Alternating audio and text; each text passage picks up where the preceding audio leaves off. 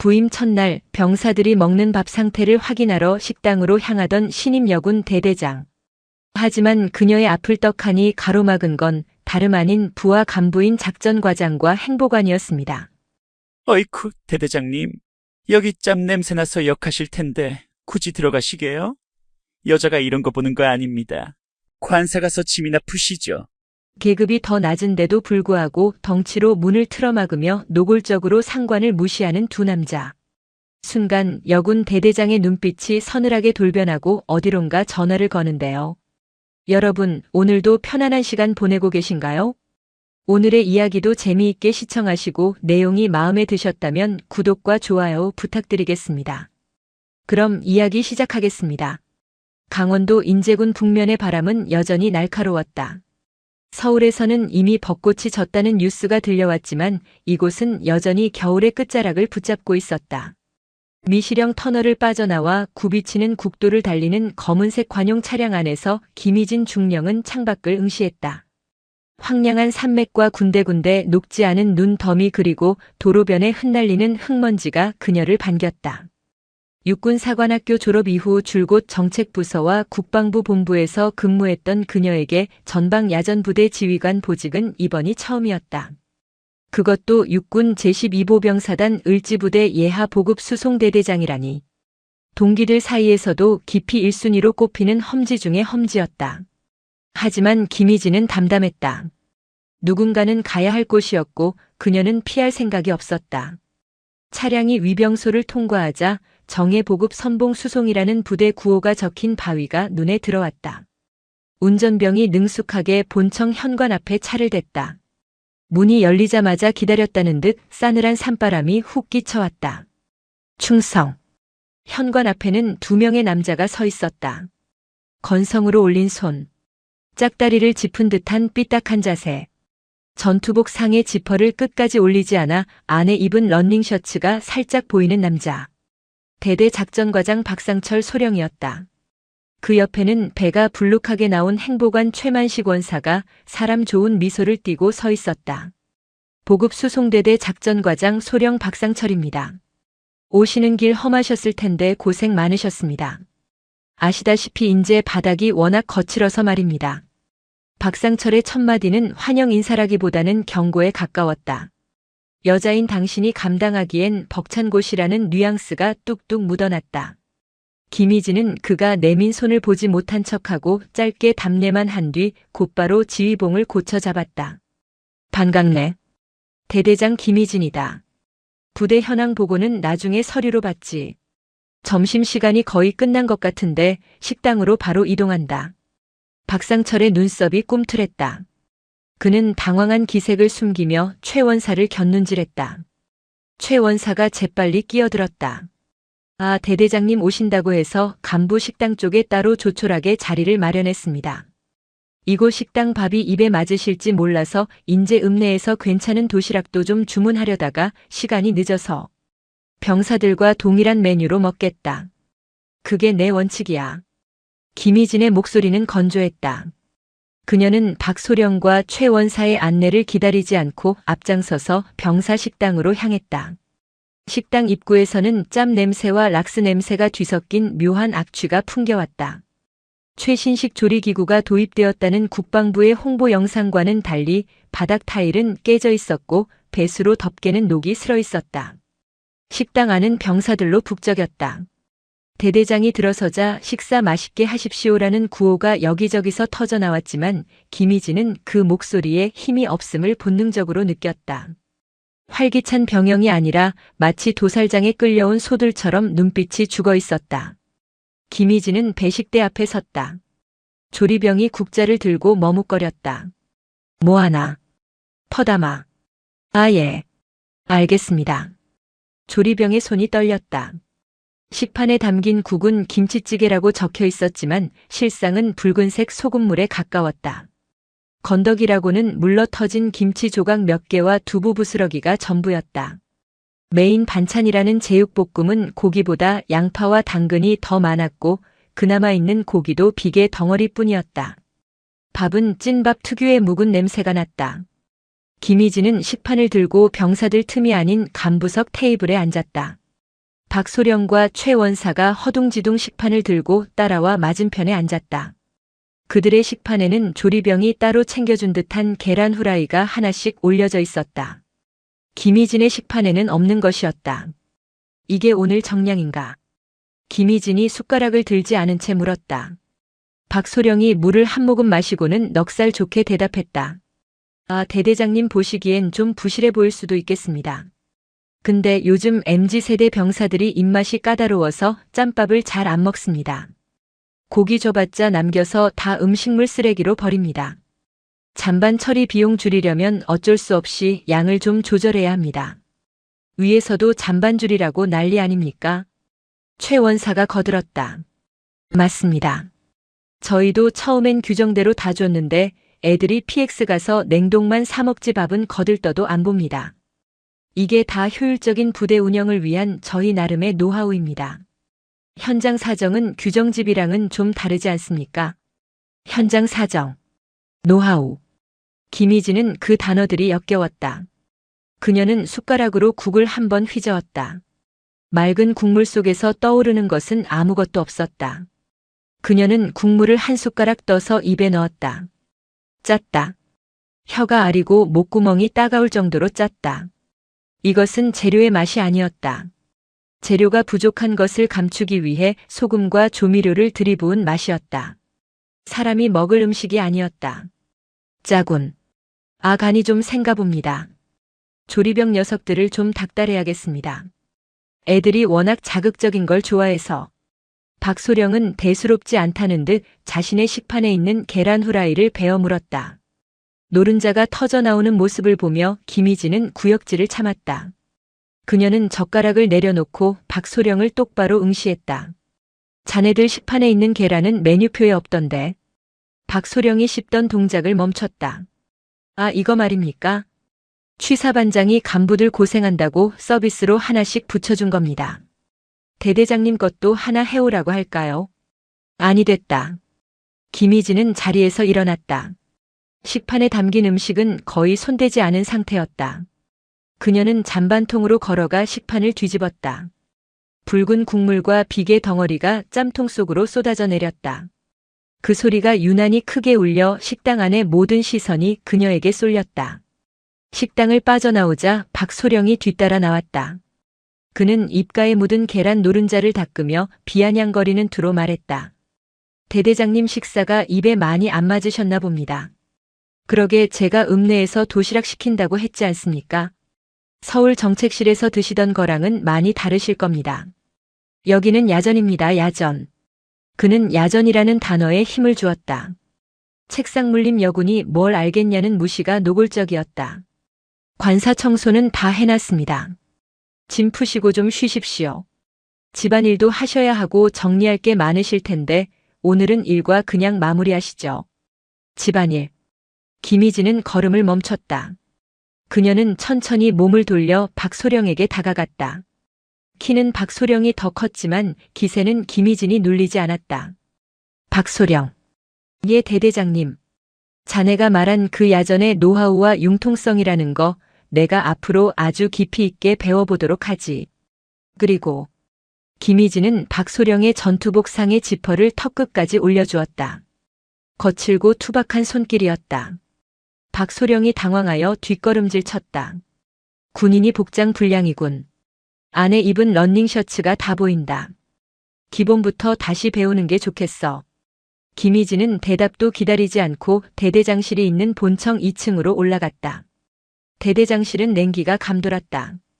전임 대대장이 쓰던 낡은 책상과 소파가 그대로 남아 있었다. 김희진은 자리에 앉지 않고 창가로 다가갔다. 창밖으로 연병장과 수송부 차고지가 내려다 보였다. 수십 대의 2.5톤 트럭과 5톤 트럭이 도열해 있었지만 움직이는 차량은 거의 없었다. 그녀는 주머니에서 스마트폰을 꺼냈다. 녹음 앱이 켜져 있었다.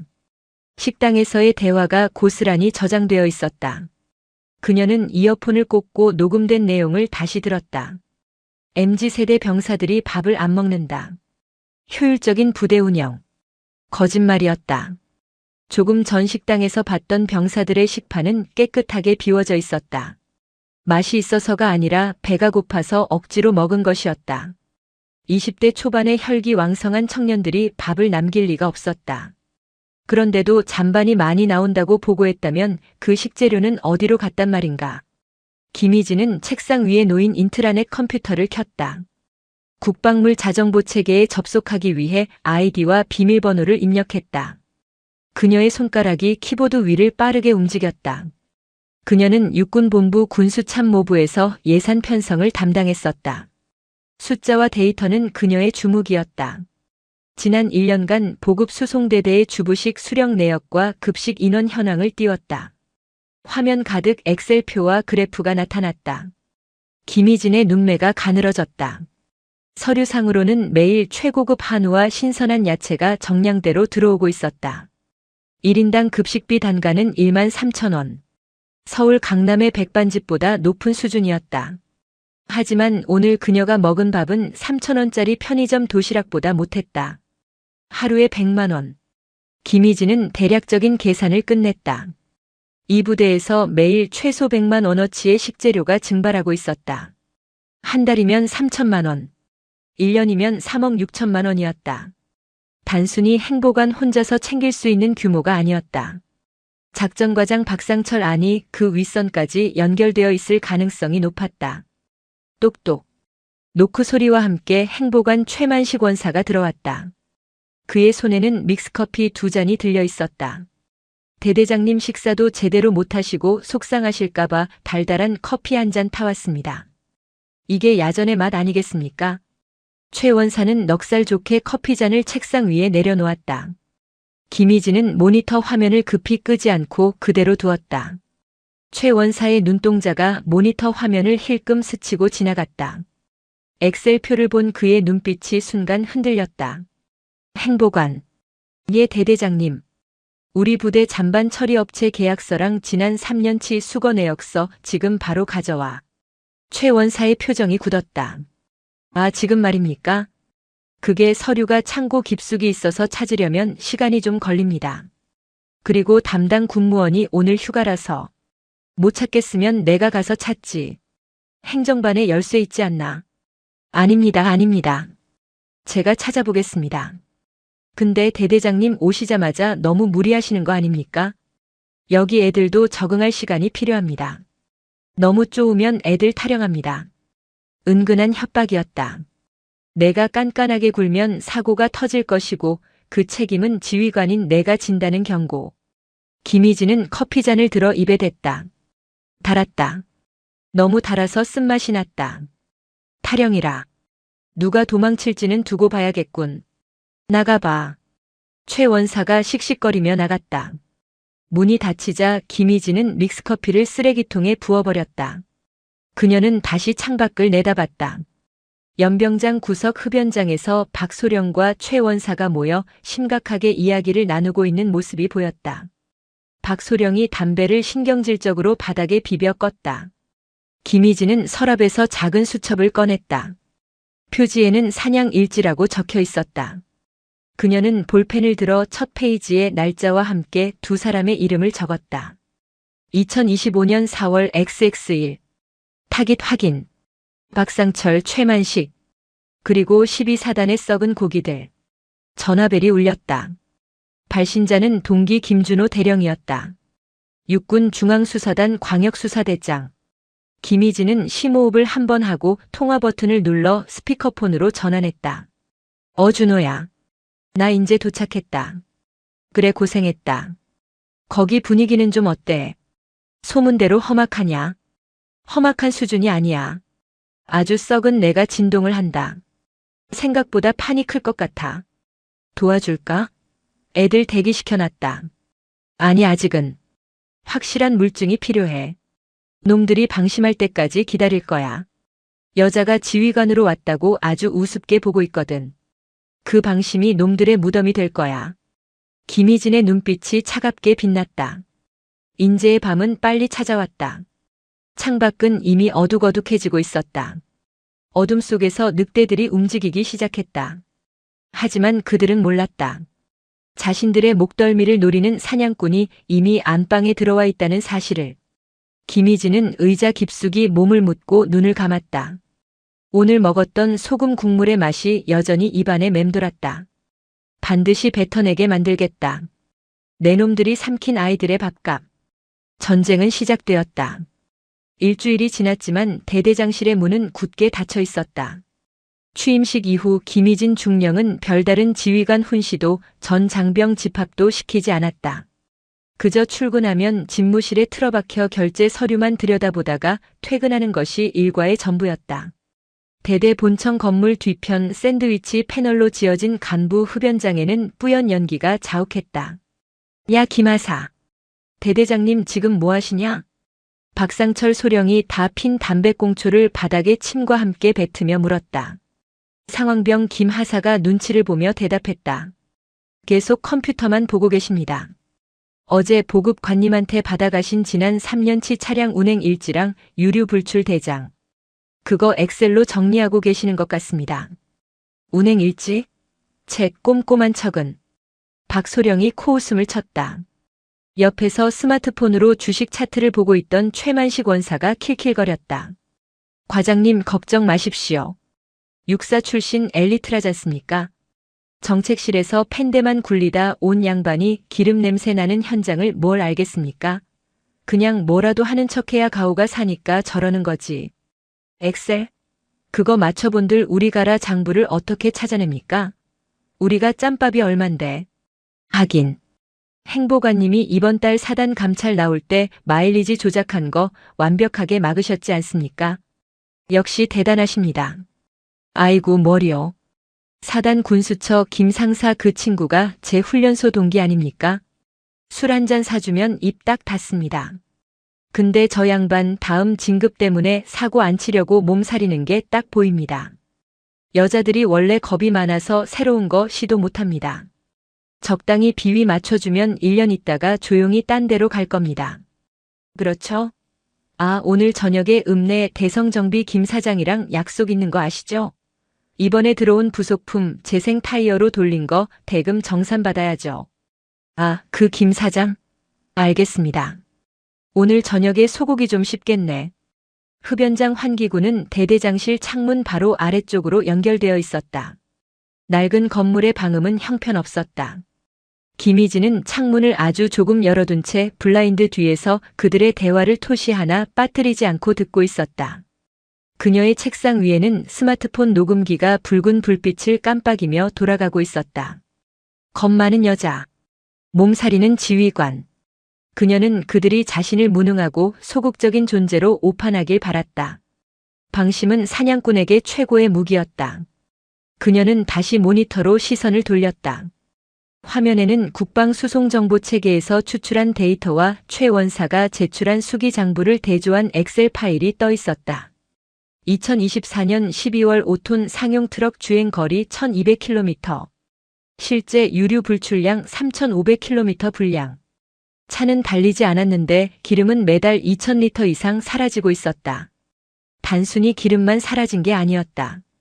정비 내역서에는 멀쩡한 부품을 교체했다고 적혀 있었지만 창고 입고 내역에는 해당 부품이 들어온 기록이 없었다. 서류상으로만 부품을 갈아 끼우고 그 돈을 현금화해서 나눠 먹는 전형적인 부속 깡수법이었다. 대성정비 김 사장. 조금 전 흡연장에서 들었던 이름. 민간 정비업체와 결탁해 군용 부품을 빼돌리거나 재생 부품을 납품받는 고리. 김희진은 수첩에 대성정비 4글자를 굵게 적었다. 새벽 2시. 인제 산골짜기의 밤 공기는 살을 애는 듯 차가웠다. 당직 사관이 꾸벅꾸벅 졸고 있는 행정반을 지나 김희진은 소리 없이 복도를 빠져나왔다. 그녀는 전투복 대신 검은색 활동복을 입고 모자를 눌러 쓴 상태였다. 손에는 작은 손전등 하나가 들려 있었다. 그녀의 목적지는 수송부 정비고였다. 낮에 멀리서 봤을 때 정비고의 셔터가 살짝 열려 있는 것을 확인했었다. 정비고 안은 고요했다. 기름 냄새와 쇠 비린내가 진동했다. 어둠 속에서 거대한 군용 트럭들이 짐승처럼 웅크리고 있었다. 김희진은 손전등 불빛을 손바닥으로 가려 최소한의 빛만 비추며 차량 하부를 살피기 시작했다. 오늘 낮 운행을 마치고 돌아온 3호차. 서류상으로는 지난주에 브레이크 라이닝과 타이어 4짝을 모두 신품으로 교체했다고 되어 있는 차량이었다. 김희진은 사모차 바퀴 앞에 쪼그려 앉았다. 장갑을 낀 손으로 타이어 표면을 훑었다. 거칠어야 할 타이어의 트레드가 매끄러웠다. 마모 한계선이 거의 드러나 있었다. 심지어 타이어 측면에는 제조일자가 2021년으로 찍혀 있었다. 4년 묵은 폐타이어였다. 이걸 새 것으로 교체했다고 보고하고 돈을 가로챈 것이다. 미친 새끼들. 김희진의 입에서 나직한 욕설이 터져나왔다. 이 타이어를 달고 강원도의 미시령 고개를 넘는다. 이건 병사들을 사지로 내몰고 있는 것이나 다름없었다. 그때 정비고 안쪽 구석에서 달그락거리는 소리가 들렸다. 김희진은 순식간에 손전등을 끄고 트럭 바퀴 뒤로 몸을 숨겼다. 누군가 있었다. 발소리가 가까워졌다. 쇠로 된 공구를 바닥에 내려놓는 소리, 그리고 억눌린 흐느낌 소리가 들려왔다. 김희진은 조심스럽게 고개를 내밀었다. 희미한 비상등 불빛 아래 한 병사가 5톤 트럭 밑에 누워 렌치로 무언가를 조이고 있었다. 정비복은 기름투성이었고 얼굴은 눈물과 기름때로 범벅이 되어 있었다. 이거 안 조여지는데. 어떡하지? 내일 배차 나가야 되는데. 병사는 혼잣말을 하며 덜덜 떨고 있었다. 김희진은 숨을 죽이고 그에게 다가갔다. 누구냐? 힉. 병사가 소스라치게 놀라며 정비판 위에서 굴러떨어질 뻔했다. 렌치가 바닥에 떨어지며 쨍그랑하고 날카로운 소리를 냈다. 네, 대대장님. 병사는 벌떡 일어나려다가 트럭 범퍼에 머리를 찧었다. 김희진은 재빨리 다가가 그의 어깨를 눌러앉혔다. 괜찮아. 조용히 해. 앉아. 병사는 공포에 질린 눈으로 김희진을 올려다봤다. 명찰에는 일병 김영수라고 적혀 있었다. 김희진은 손전등으로 그가 작업하던 부위를 비췄다. 조향장치 연결 부위였다. 나사가 헛돌고 있었다. 나사선이 다 뭉개져서 아무리 조여도 고정되지 않는 상태였다. 이거 언제부터 이랬어? 그게.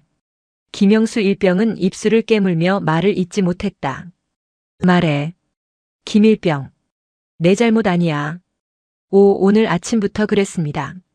그래서 행보관님한테 부속 교체해야 된다고 말씀드렸는데. 그냥 테이프 감아서 내보내라고.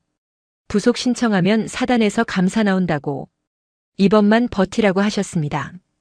근데 내일 이 차가 탄약 싣고 양구까지 가야 돼서 제가 밤새서라도 어떻게든 고쳐보려고.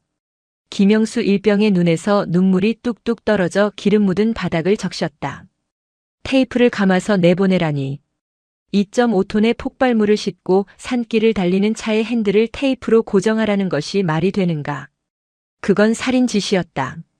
김희진의 가슴 속에서 뜨거운 것이 치밀어 올랐다. 그녀는 주머니에서 손수건을 꺼내 김일병의 얼굴을 닦아주었다. 하얀 손수건이 금세 검은 기름때로 얼룩졌다.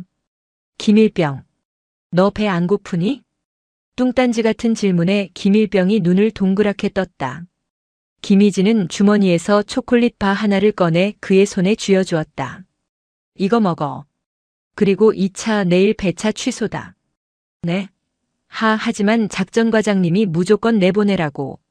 작전과장 명령보다 내 명령이 위야. 내가 대대장이니까. 김희진의 눈빛은 단호했다. 김일병은 껍질을 깐 초콜릿 바를 한 입 베어 물었다. 긴장이 풀렸는지 어깨가 들썩였다. 김영수 일병. 이병. 김영수. 지금부터 내가 하는 말 잘 들어. 오늘 내가 나를 만난 건 비밀이다. 그리고 앞으로 정비고에서 일어나는 모든 일, 특히 부속품과 관련된 이상한 지시들은 날짜와 시간을 기록해서 나한테만 보고해. 할 수 있겠나? 행보관님이 알면 저 죽이실 텐데. 행보관이 널 죽이기 전에 내가 행보관을 죽일 거야. 사회적으로 그리고 법적으로. 김희진의 목소리는 서늘했지만 그 안에 담긴 확신이 김영수에게 전해졌다. 이 여자는 다르다. 지금까지 거쳐간 좋은 말만 하다가 떠나는 지휘관들과는 다르다는 것을 본능적으로 느꼈다. 알겠습니다. 대대장님. 그래. 들어가서 자. 이 차는 내가 운행 불가 판정 내릴 테니 걱정 말고. 김일병을 돌려보낸 뒤 김희진은 다시 트럭 밑으로 들어갔다. 그녀는 스마트폰 카메라를 켜고 뭉개진 나사선과 재생 타이어의 제조 일자를 접사로 촬영했다. 찰칵찰칵. 어둠 속에서 플래시가 터질 때마다 부패의 증거들이 하나씩 저장되었다. 다음 날 오전 10시. 대대장실 문이 열리고 박상철 소령이 들어왔다. 그의 표정은 평소보다 훨씬 밝아 보였다. 대대장님, 오늘 저녁에 시간 괜찮으십니까? 김희진은 결제 서류에서 눈을 떼지 않고 물었다. 저녁? 무슨 일이지? 아, 지역 유관 기관장님들이랑 간담회가 좀 있어서요. 읍내 유지분들이신데 새로 오신 대대장님 얼굴 뵙고 인사드리고 싶다고 난리시네요. 특히 대대 차량 정비 도와주시는 대성정비 사장님이 꼭 모시고 오라고 신신당부를 하셔서. 김희진은 펜을 멈췄다. 대성정비. 어젯밤 흡연장에서 들었던 그 이름. 그리고 재생 타이어의 출처. 박소령은 김희진이 거절할 것이라 예상하고 거절하면 지역 협조를 무시하는 꽉 막힌 여자라는 프레임을 씌울 준비를 하고 있었다. 김희진이 고개를 들었다. 그녀는 아주 부드럽게 미소 지었다. 그래요? 지역 주민들과의 소통도 지휘관의 중요한 임무죠. 가겠습니다. 박소령의 눈이 휘둥그레졌다. 정말 가십니까? 술자리라 좀 불편하실 수도 있는데. 괜찮습니다. 박소령이 옆에서 잘 보좌해 주겠죠. 대성정비 사장님이라. 우리 부대 차량을 아주 알뜰살뜰하게 챙겨주시는 분이라고 들었는데 감사 인사라도 드려야겠네요. 아, 예. 맞습니다. 아주 애국자십니다. 그럼 18시까지 준비하겠습니다. 박소령은 신이 나서 나갔다. 문이 닫히자 김희진의 미소가 순식간에 사라졌다. 그녀는 서랍 깊숙한 곳에서 소형 녹음기를 꺼내 건전지를 교체했다. 그리고 옷장 안에 걸려있는 정복 대신 활동하기 편한 전투복을 꺼내 다림질 상태를 확인했다. 애국자? 그래, 얼마나 나라를 사랑해서 국고를 빨아먹는지 직접 확인해주지. 그녀는 어젯밤 정비고에서 찍은 사진들을 컴퓨터 비밀 폴더인 쓰레기통으로 옮겼다. 폴더 안에는 이미 수십 장의 증거 사진과 녹취록이 쌓여가고 있었다. 오늘 저녁 늑대들의 소굴로 제 발로 걸어 들어간다. 하지만 그들은 모를 것이다. 그들이 초대한 것이 순한 양이 아니라 이빨을 숨긴 사냥개라는 사실을. 김희진은 거울을 보며 전투복 카라를 단정하게 정리했다. 거울 속에 비친 그녀의 눈동자는 인제의 겨울바람보다 더 차갑게 빛나고 있었다. 오후 6시 인제 읍내 외곽의 토속 음식점 산채촌. 주차장에는 이미 검은색 세단과 고급 SUV들이 질비했다. 박상철 소령의 안내를 받아 들어간 룸에는 낯선 중년 남성 3명이 먼저 와서 자리를 잡고 있었다. 테이블 위에는 한우 갈비살과 자연산 송이버섯이 화려하게 세팅되어 있었다. 병사들이 먹는 맹물 김치찌개와는 차원이 다른 풍경이었다. 아이고, 오셨습니까? 우리 을지부대 보급 수송대대장님이 미인이시라는 소문은 들었는데 실제로 보니 인물이 아주 훤하십니다. 상석에 앉아있던 남자가 벌떡 일어나 김희진에게 악수를 청했다. 얼굴에 개기름이 흐르고 목에는 굵은 금목걸이를 한 사내. 대성정비 대표 김영철 사장이었다. 그는 김희진의 손을 두 손으로 꽉 잡고는 놓아주지 않은 채 엄지로 손등을 슬쩍 문질렀다. 명백한 성추행이었으나 친근함의 표시라는 명목으로 포장된 불쾌한 스킨십이었다. 반갑습니다. 김희진 중령입니다. 김희진은 억지로 미소를 지으며 손을 빼냈다. 그녀의 맞은편에는 지역 식자재 납품 업체인 강원유통 사장과 사단 군수처 군무원 한 명이 앉아 있었다. 일종의 카르텔 회식이었다. 자자 앉으시죠. 오늘 우리 대대장님 환영회 겸 지역 발전을 위한 단합대회 아니겠습니까? 박소령 뭐해? 대대장님 잔 채워드려야지. 김 사장이 호기롭게 외쳤다. 박소령이 재빠르게 소주병을 들었다. 대대장님, 오늘 같은 날은 한 잔 받으시죠. 이 사장님이 아주 귀한 술을 가져오셨습니다. 죄송합니다만 제가 술은 잘 못합니다. 사이다로 받겠습니다. 분위기가 순식간에 싸해졌다. 김 사장이 젓가락을 탁 내려놓으며 혀를 찼다. 에이, 군인이 술을 못해서 쓰나. 여군들은 이게 문제라니까. 분위기 맞출 줄을 몰라. 대대장님 주는 대로 받아먹는 것도 지휘관의 덕목입니다. 융통성. 아까 박소령한테 들으니까 그놈의 융통성 배우겠다고 하셨다며? 좌중에서 킬킬거리는 웃음소리가 터져나왔다. 김희진은 그들의 웃음 뒤에 숨겨진 조롱을 읽었다.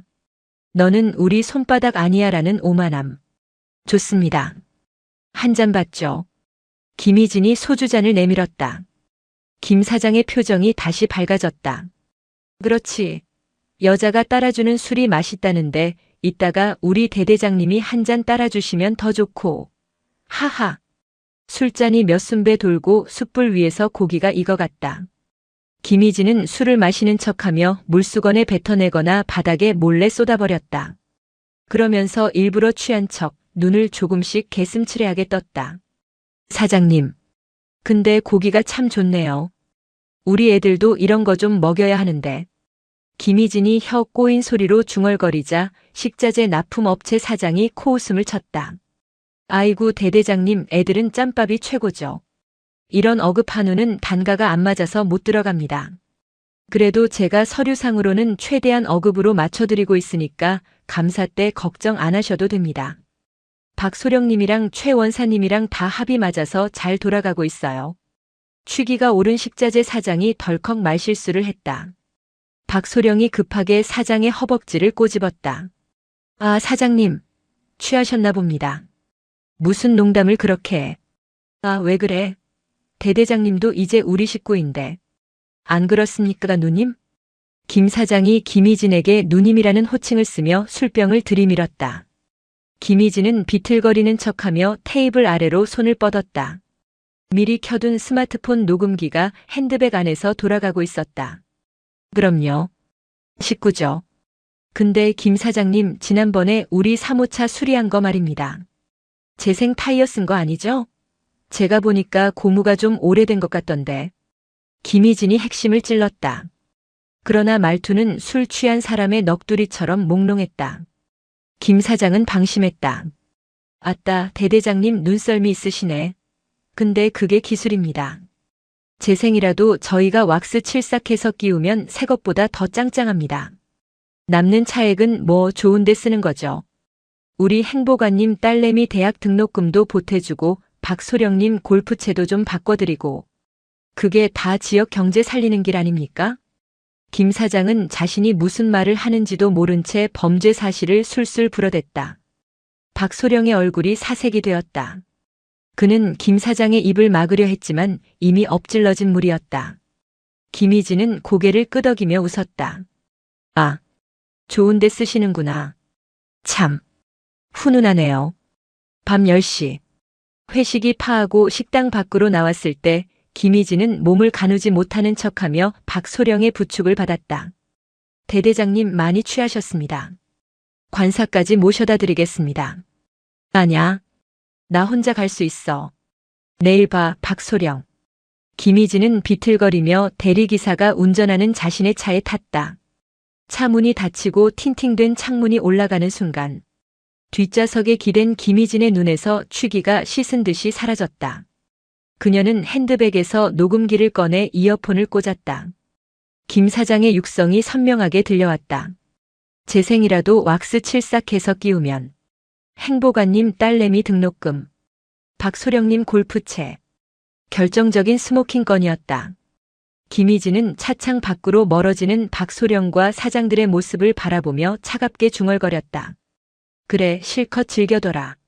그게 너희들의 마지막 만찬일 테니. 다음 날 오후 2시. 사단 지휘 통제실의 한 라인이 요란하게 울렸다. 대대 상황실에 있던 김희진은 직감적으로 사고가 터졌음을 알았다. 스피커폰 너머로 다급한 목소리가 터져나왔다. 보고합니다.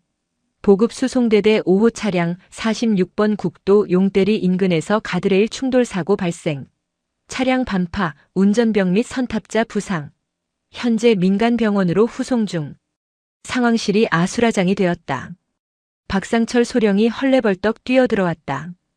대대장님, 5호 차면 김영수 일병입니다. 이 자식, 제가 어제 그렇게 정신 차리라고 했는데 졸음운전 한 모양입니다. 박소령은 사고 원인을 확인하기도 전에 졸음운전으로 몰아가고 있었다. 김희진은 자리에서 벌떡 일어났다. 졸음운전인지 아닌지는 가서 확인해봐야지. 현장으로 이동한다. 아니, 대대장님, 굳이 현장까지 가실 필요 없습니다. 험한 꼴 보십니다. 제가 가서 수습하고 사단에는 운전병 부주의로 보고하겠습니다. 그래야 대대장님 지휘 책임 문제도 덜. 비켜. 김희진은 박소령을 밀치고 밖으로 나갔다. 지휘 차량을 타고 사고 현장에 도착했을 때 처참한 광경이 눈에 들어왔다. 2.5톤 트럭의 앞범퍼가 엿가락처럼 휘어져 있었고 가드레일은 절벽 쪽으로 위태롭게 꺾여 있었다. 바닥에는 스키드 마크가 길게 끌려 있었다. 운전병 김영수 일병은 머리에 붕대를 감은 채 앰뷸런스 옆에 주저앉아 덜덜 떨고 있었다. 김희진이 다가가자 그가 울음을 터뜨렸다. 대대장님, 죄송합니다. 제가. 박소령이 따라와 김일병의 등짝을 후려쳤다. 야, 이 새끼야. 졸았지? 똑바로 말 안 해? 내가 졸아서 핸들 꺾은 거 맞지? 아닙니다. 브레이크가 쑥 들어갔습니다. 밟아도 그냥 쑥 빠졌다고요. 김일병의 절규에 박소령이 윽박질렀다. 거짓말하지 마. 지난주에 정비 다 끝난 차야. 내가 사람 죽일 뻔해놓고 어디서 기계 탓을 해. 박소령은 김일병을 희생양 삼아 기계 결함을 덮으려 하고 있었다.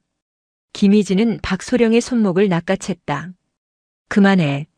대대장님, 이 자식 이거 거짓말하는 겁니다. 감찰 나오면 골치 아파집니다. 그냥 운전 미숙으로 빨리 처리해야. 김희진은 대답 대신 찌그러진 트럭 밑으로 몸을 숙였다. 정복 바지가 흙바닥에 끌렸지만 개의치 않았다. 그녀는 휠 실린더 쪽을 살폈다. 브레이크 오일이 콸콸 쏟아져 나와 있었다. 호스는 낡아서 갈라져 있었고 연결 부위는 녹이 슬어 터져 있었다. 명백한 정비 불량. 아니, 이건 정비 불량이 아니라 살인 미수였다. 지난주 장부상으로는 신품 교체라고 적혀 있었던 그 부품이었다. 김희진은 흙투성이가 된 채 밖으로 나왔다. 그녀의 손에는 터진 브레이크 호스 조각이 들려 있었다. 박소령. 자네 눈엔 이게 졸음운전으로 터진 거로 보이나? 김희진이 호스 조각을 박소령의 코앞에 들이밀었다. 이게 뭡니까? 브레이크 호스야. 삭아서 터졌어. 운전병이 졸면 호스가 삭아서 터지나? 이게 지난주에 교체했다는 새 부품 상태야? 박소령의 동공이 흔들렸다. 그게 부속이 불량이었나 봅니다. 보급창 놈들이 물건을 개판으로 줘서. 보급창탄? 좋아. 내가 지금 당장 국방부 군수사령부에 의뢰해서 이 부품 로트 번호 조회해 볼까? 우리 부대에 언제 들어온 물건인지 아니면 폐차장에서 주워온 건지. 주변에 있던 병사들과 헌병대원들이 숨을 죽이고 두 사람을 지켜봤다. 박소령은 입술을 깨물며 아무 말도 하지 못했다. 김희진은 김영수 일병에게 다가갔다. 그리고 흙투성이가 된 손으로 병사의 어깨를 감싸 안았다. 김일병. 내 잘못 아니다. 기계가 고장난 거야. 넌 끝까지 핸들 잡고 차 세우려고 했어. 내가 스키드 마크 봤다. 넌 최선을 다했어. 대대장님. 김일병은 대대장의 품에 안겨 오열했다. 김희진은 병사를 토닥이며 박소령을 향해 서늘한 눈빛을 보냈다. 그것은 더 이상 관망하는 자의 눈빛이 아니었다. 전쟁을 선포하는 지휘관의 눈빛이었다. 사고 이후 대대의 공기는 미묘하게 바뀌었다. 박소령과 최 원사는 김희진이 자신들의 목통을 조여오고 있음을 감지했다. 그들은 방어 태세로 전환하는 동시에 김희진을 고립시키기 위한 작업에 들어갔다. 소문은 빠르게 퍼졌다. 대대장이 히스테리가 심해서 애꿎은 간부들만 잡는다더라. 사고 난 것도 대대장이 평소에 정비관들을 너무 쪼아서 정비 시간을 안 줘서 그렇다더라. 여자라 기계는 하나도 모르면서 호스 터진 거 가지고 유난 떤다. 전형적인 가스라이팅과 여론전이었다. 간부 식당에서 김희진이 들어오면 대화가 뚝 끊겼고 결제 서류는 교묘하게 누락되거나 늦게 올라왔다. 그녀를 투명 인간 취급하며 제풀에 지쳐 나가떨어지게 만들려는 수작이었다. 김희진은 그들의 의도대로 움직여주기로 했다. 그녀는 사고 다음 날부터 몸살 감기를 핑계로 출근하지 않았다. 관사에 틀어박혀 두문불출했다. 대대 행정반. 거봐, 내가 뭘 했습니까? 여자들은 좀만 압박 주면 저렇게 드러눕는다니까. 멘탈이 약해요, 멘탈이. 최만식 원사가 믹스커피를 휘저으며 낄낄거렸다. 박소령은 의자에 다리를 올린 채 희죽거렸다. 사단장님한테도 보고 들어갔어. 대대장이 건강상의 문제로 지휘 공백이 우려된다고. 아마 이번 달 넘기기 힘들걸? 지가 쪽팔려서라도 전출 갈 거야. 그나저나 행보관, 이번 주말에 예정된 작업은 어떻게 할 거야? 아, 유류고 작업 말입니까? 대대장도 없는데 땡큐죠. 이번엔 좀 크게 가시죠.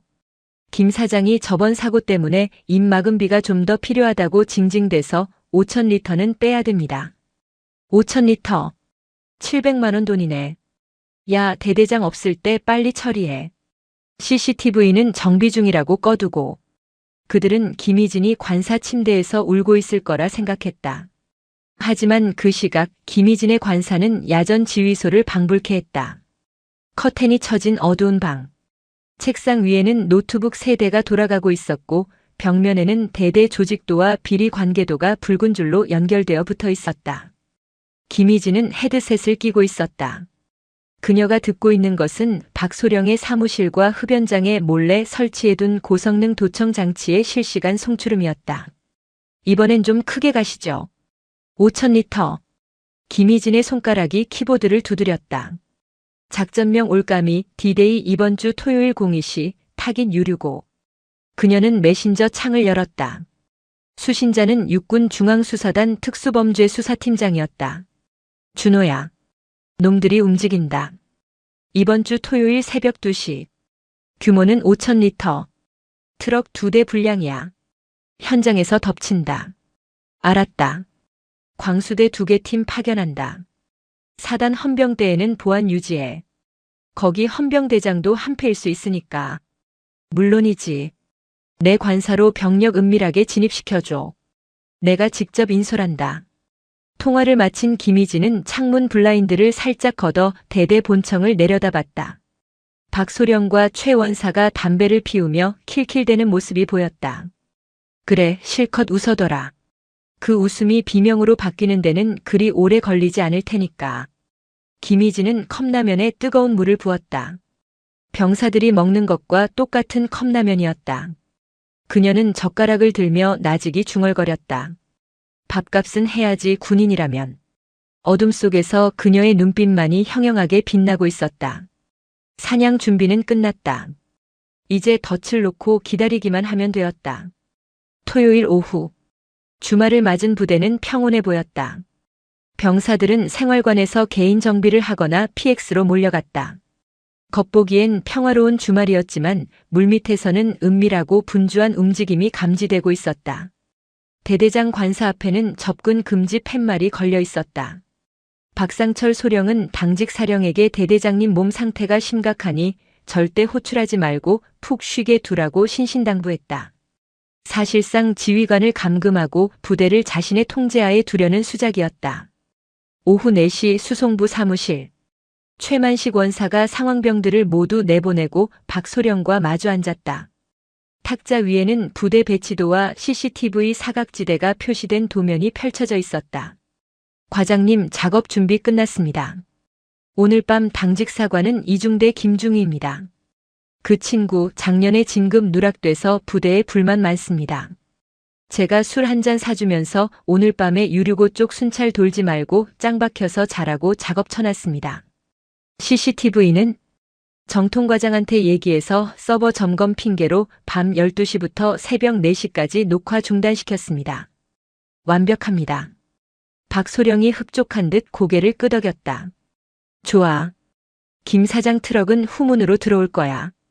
위병소 애들은 행보관이 알아서 입단속 시켰지?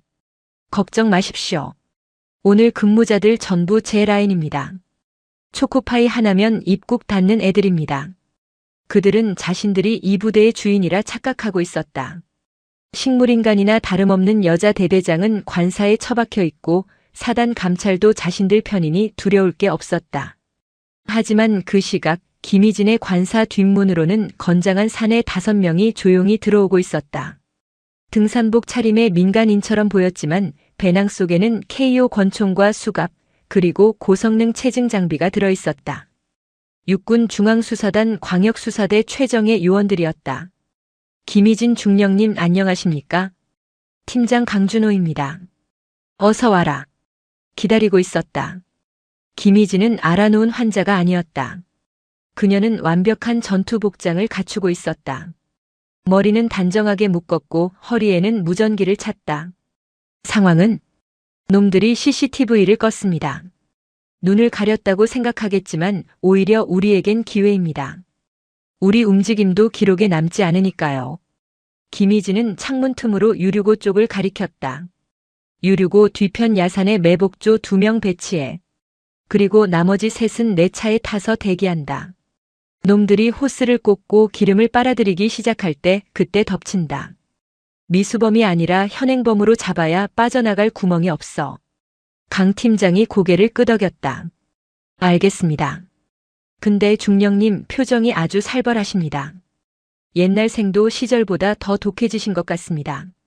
독해져야지. 내 새끼들 밥그릇 건드리는 놈들인데 뼈까지 씹어 먹어줄 거야. 김희진은 책상 위에 놓인 김영수 일병의 진술서를 한 번 더 쳐다봤다. 꼬깃꼬깃해진 종이에 적힌 병사의 울분. 그것이 그녀를 움직이는 연료였다. 새벽 2시.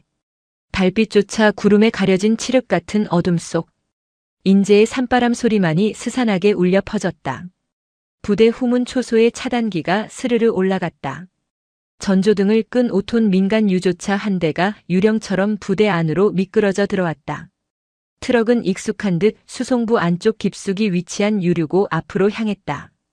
그곳에는 이미 박상철 소령과 최만식 원사가 기다리고 있었다. 김 사장, 왜 이렇게 늦었어? 빨리빨리 움직여. 박소령이 낮은 목소리로 재촉했다. 유조차 운전석에서 대성정비 김 사장이 내렸다. 아따, 오는 길에 고라니가 튀어나와서 시겁했네. 물건은 확실히 준비된 거죠? 두말하면 잔소리지. 빨리 호스나 연결해. 최 원사가 유류 탱크의 잠금 장치를 풀었다. 철컥하는 소리가 고요한 부대에 유난히 크게 울렸다. 그들은 굵은 호스를 군용 유류 탱크에 꽂고 펌프를 가동했다. 저음의 모터 소리가 깔리기 시작했다. 경유 특유의 매캐한 냄새가 코를 찔렀다. 군용 면세유가 민간 트럭으로 콸콸 쏟아져 들어갔다. 그 액체는 단순한 기름이 아니었다. 국민의 혈세였고 전시의 병사들이 타고 나가야 할 생명줄이었다. 소리 좋다. 이게 다 돈이 얼마야? 박소령이 탐욕스러운 눈빛으로 호스를 바라봤다. 김 사장은 품 안에서 두툼한 서류 봉투 2개를 꺼냈다. 자, 약속한 잔금입니다. 이번엔 500장씩 깔끔하게 현찰로 준비했습니다. 5만원권이라 부피도 작아요. 역시 김 사장 센스 있어. 다음엔 타이어 쪽도 좀 더 늘려보자고. 창고에 쌓아두면 뭐해. 썩기 전에 현금화해야지. 박소령과 최 원사는 봉투를 받아들고 입이 귀에 걸렸다. 그들은 돈을 세어보느라 정신이 팔려 있었다. 그때였다. 유류고 뒤편 숲속에서 부스럭거리는 소리가 났다. 쉿! 무슨 소리 안 들렸어?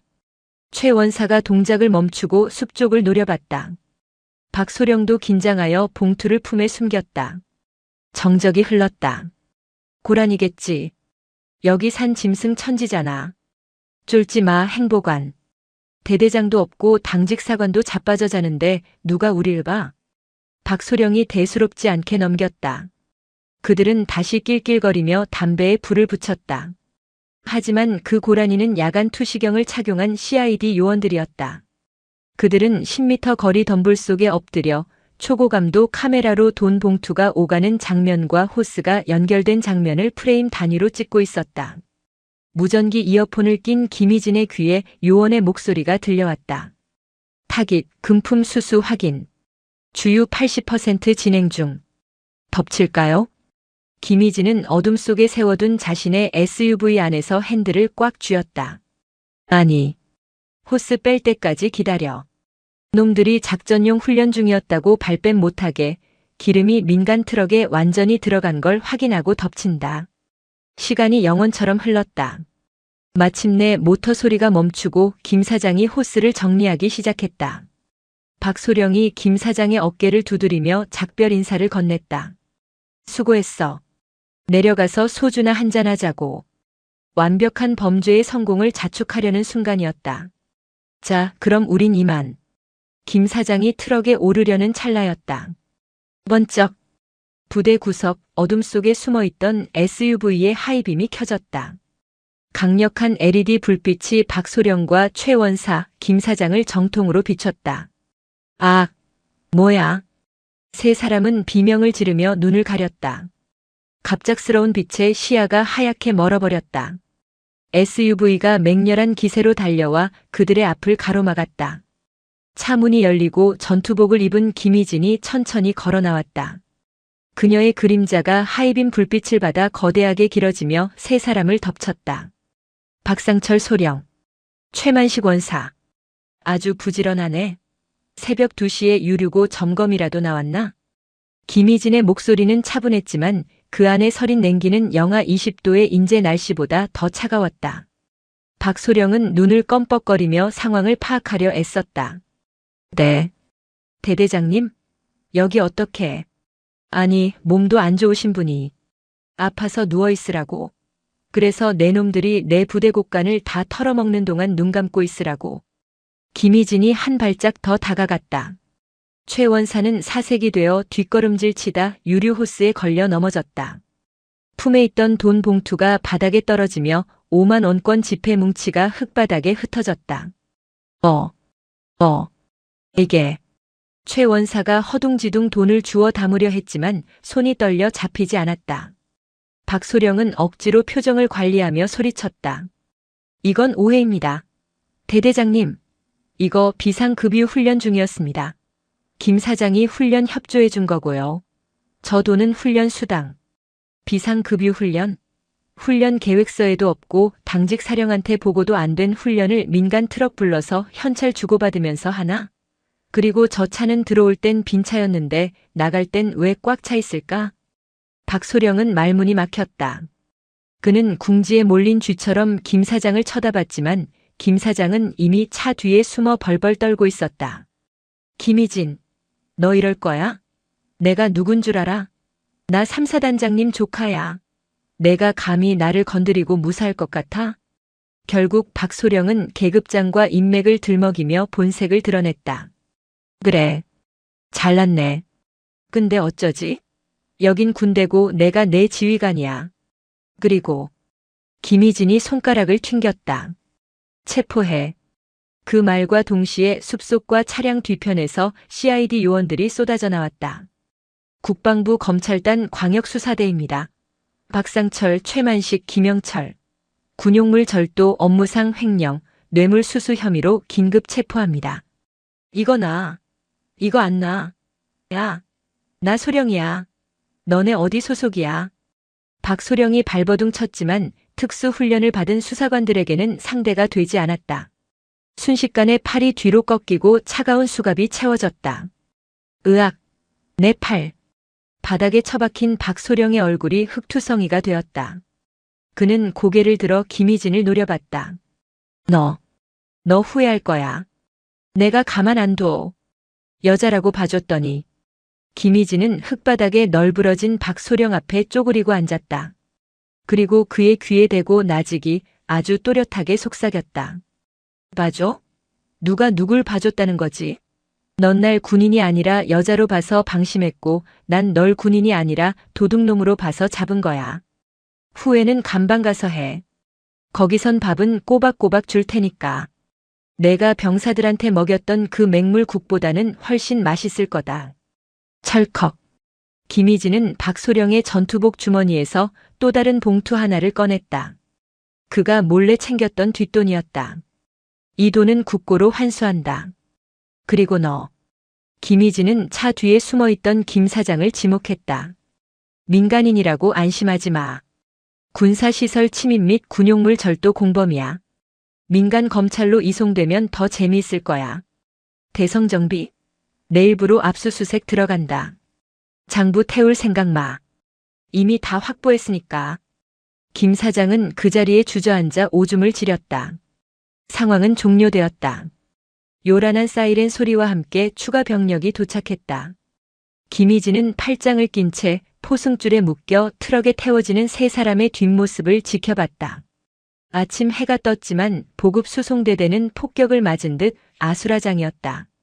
박상철 소령과 최만식 원사가 수갑을 차고 압송되는 장면을 아침 점호에 나온 전 장병이 목격했다. 그 충격은 실로 엄청났다. 대대의 실세이자 왕으로 군림하던 그들이 하루아침에 범죄자로 전락해 끌려가는 모습은 병사들에게는 경악이자 동시에 묘한 쾌감을 주었다. 오전 9시 대대장실. 김희진 중령은 헌병대 수사관들과 함께 압수수색을 지휘하고 있었다. 행정반 천장을 뜯어내자 검은 비닐봉지에 쌓인 이중 장부와 차명 통장 수십 개가 쏟아져 나왔다. 와, 대단하네. 아주 기업을 차리셨어. 강준호 수사대장이 혀를 내둘렀다. 통장 내역을 대충 훑어봐도 억 단위가 넘어갔다. 병사들의 밥값, 타이어값, 난방유값.